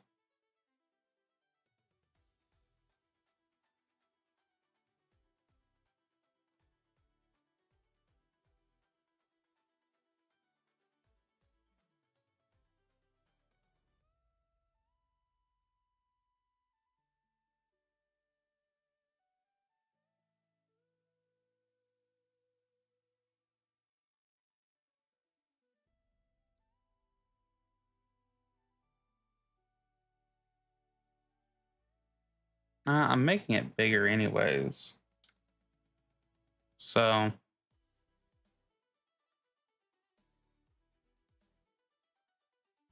me just copy this and then we'll make it into a new layer right here.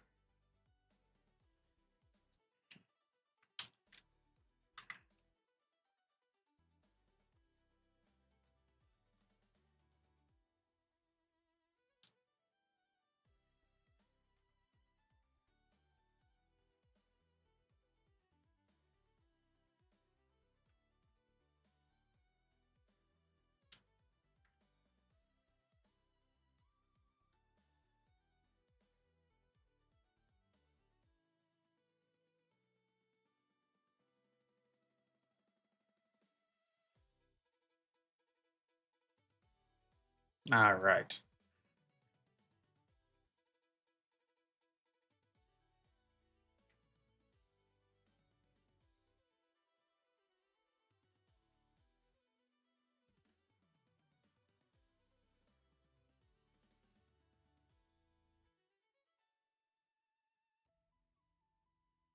There we go. That's more what I was looking for right there.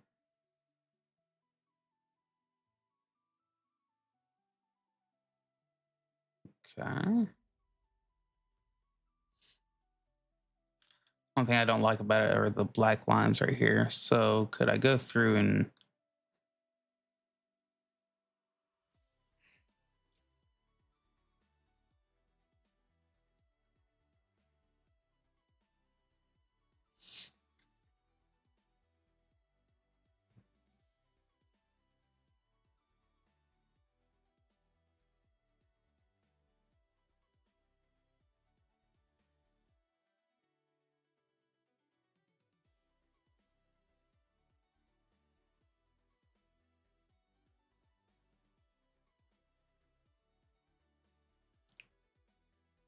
all right. Let's try that again. All right. Color replacement.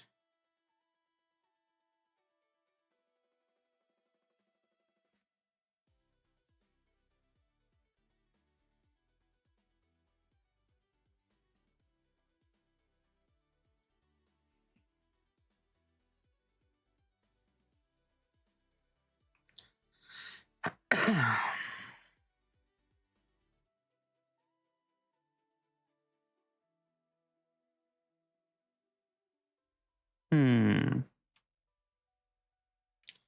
Wonder if there's a way that I could use the dropper on while I have this open.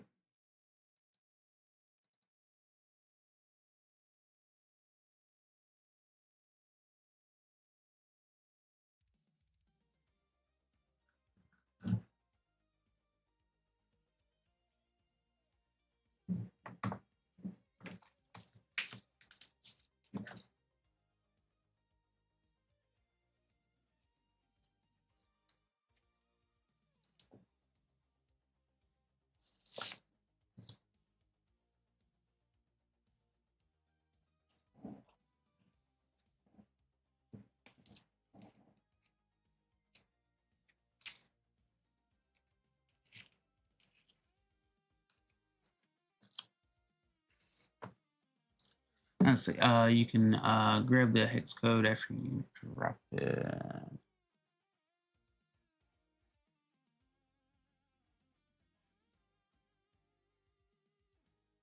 Okay.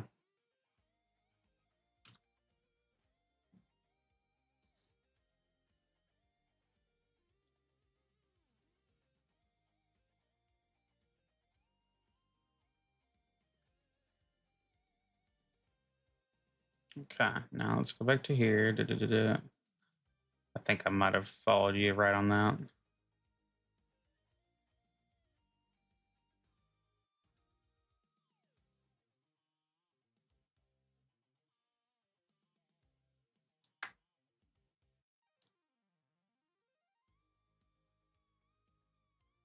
Am I not choosing the right thing with the damn wand?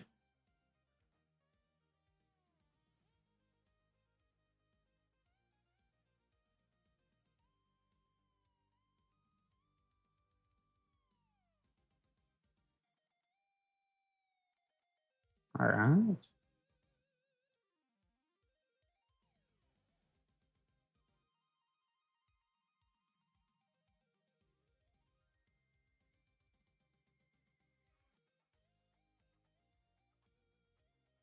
Oh, that's just weird though, because we've chosen.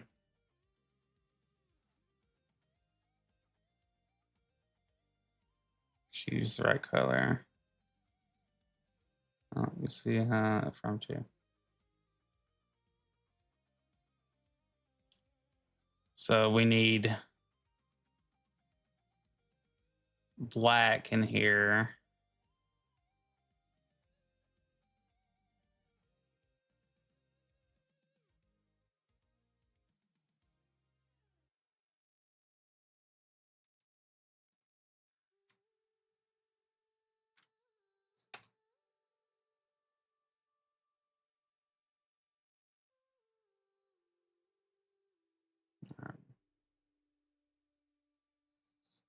Okay. Gotcha. Blue.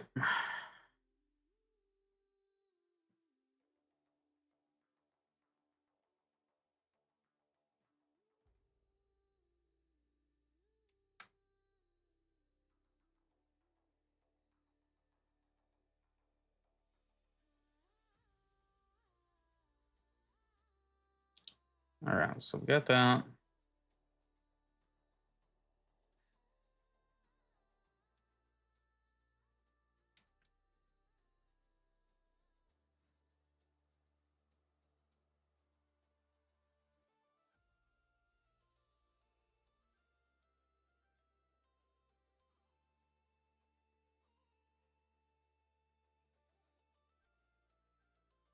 Okay.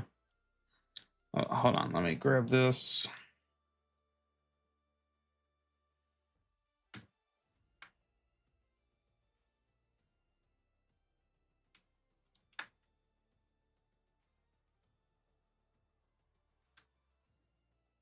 Okay, let me grab this.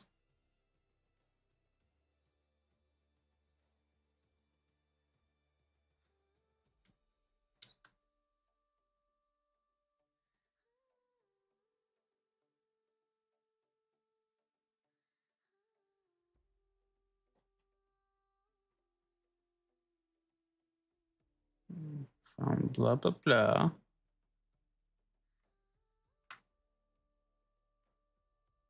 To blah, blah, blah.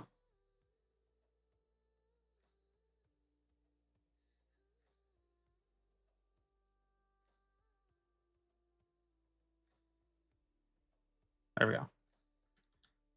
Okay. That was ridiculous. That was ridiculous. Oh, God. But I will take this color right here and table 2.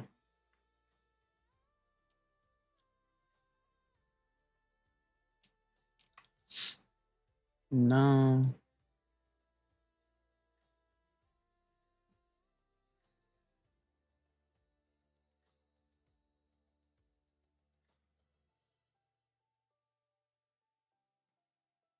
Shift. Oh, okay. Outline color. Nice. Although I do kind of want it darker. There we go.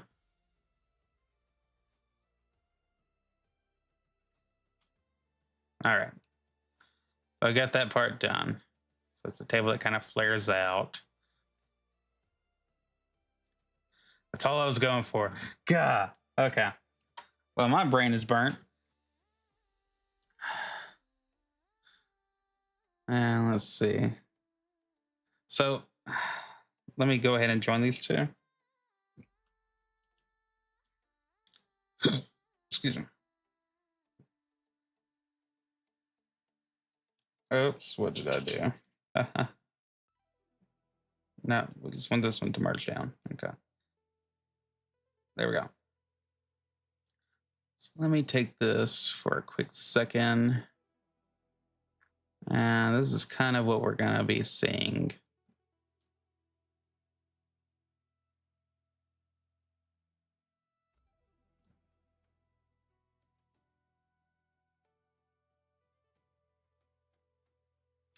So part of that table, and depending on what scene we're in and all that, will be shown right there.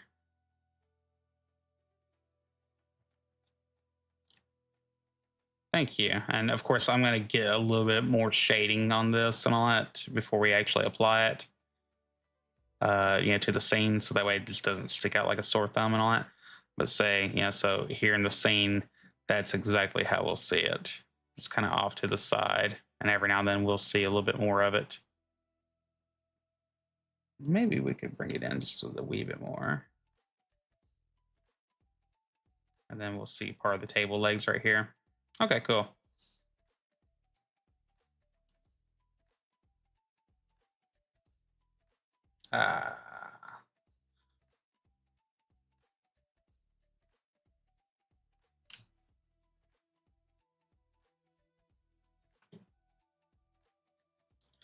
All right. So, as for today, this looks good. This looks happy. And look, here's how I copied that code. I just put it in right there. Okay. This looks good. All right, everybody. Thank you so much. Oh, golly. A lot of learning. But like I said, with some of the tools that I found earlier, this is going to make the whole shebang so much easier for us to do and to animate. A friend named Fermented Cinema is going to be voicing Gus. Gord King, I do believe he will be voicing Pierre. And that'll be it. We'll get this done. Music won't be an issue. Sound effects won't be an issue. It'll just be more after that, just kind of timing and everything up and taking all the clips of all the edited animations and putting them all together. So it's going to be a heck of a lot of fun.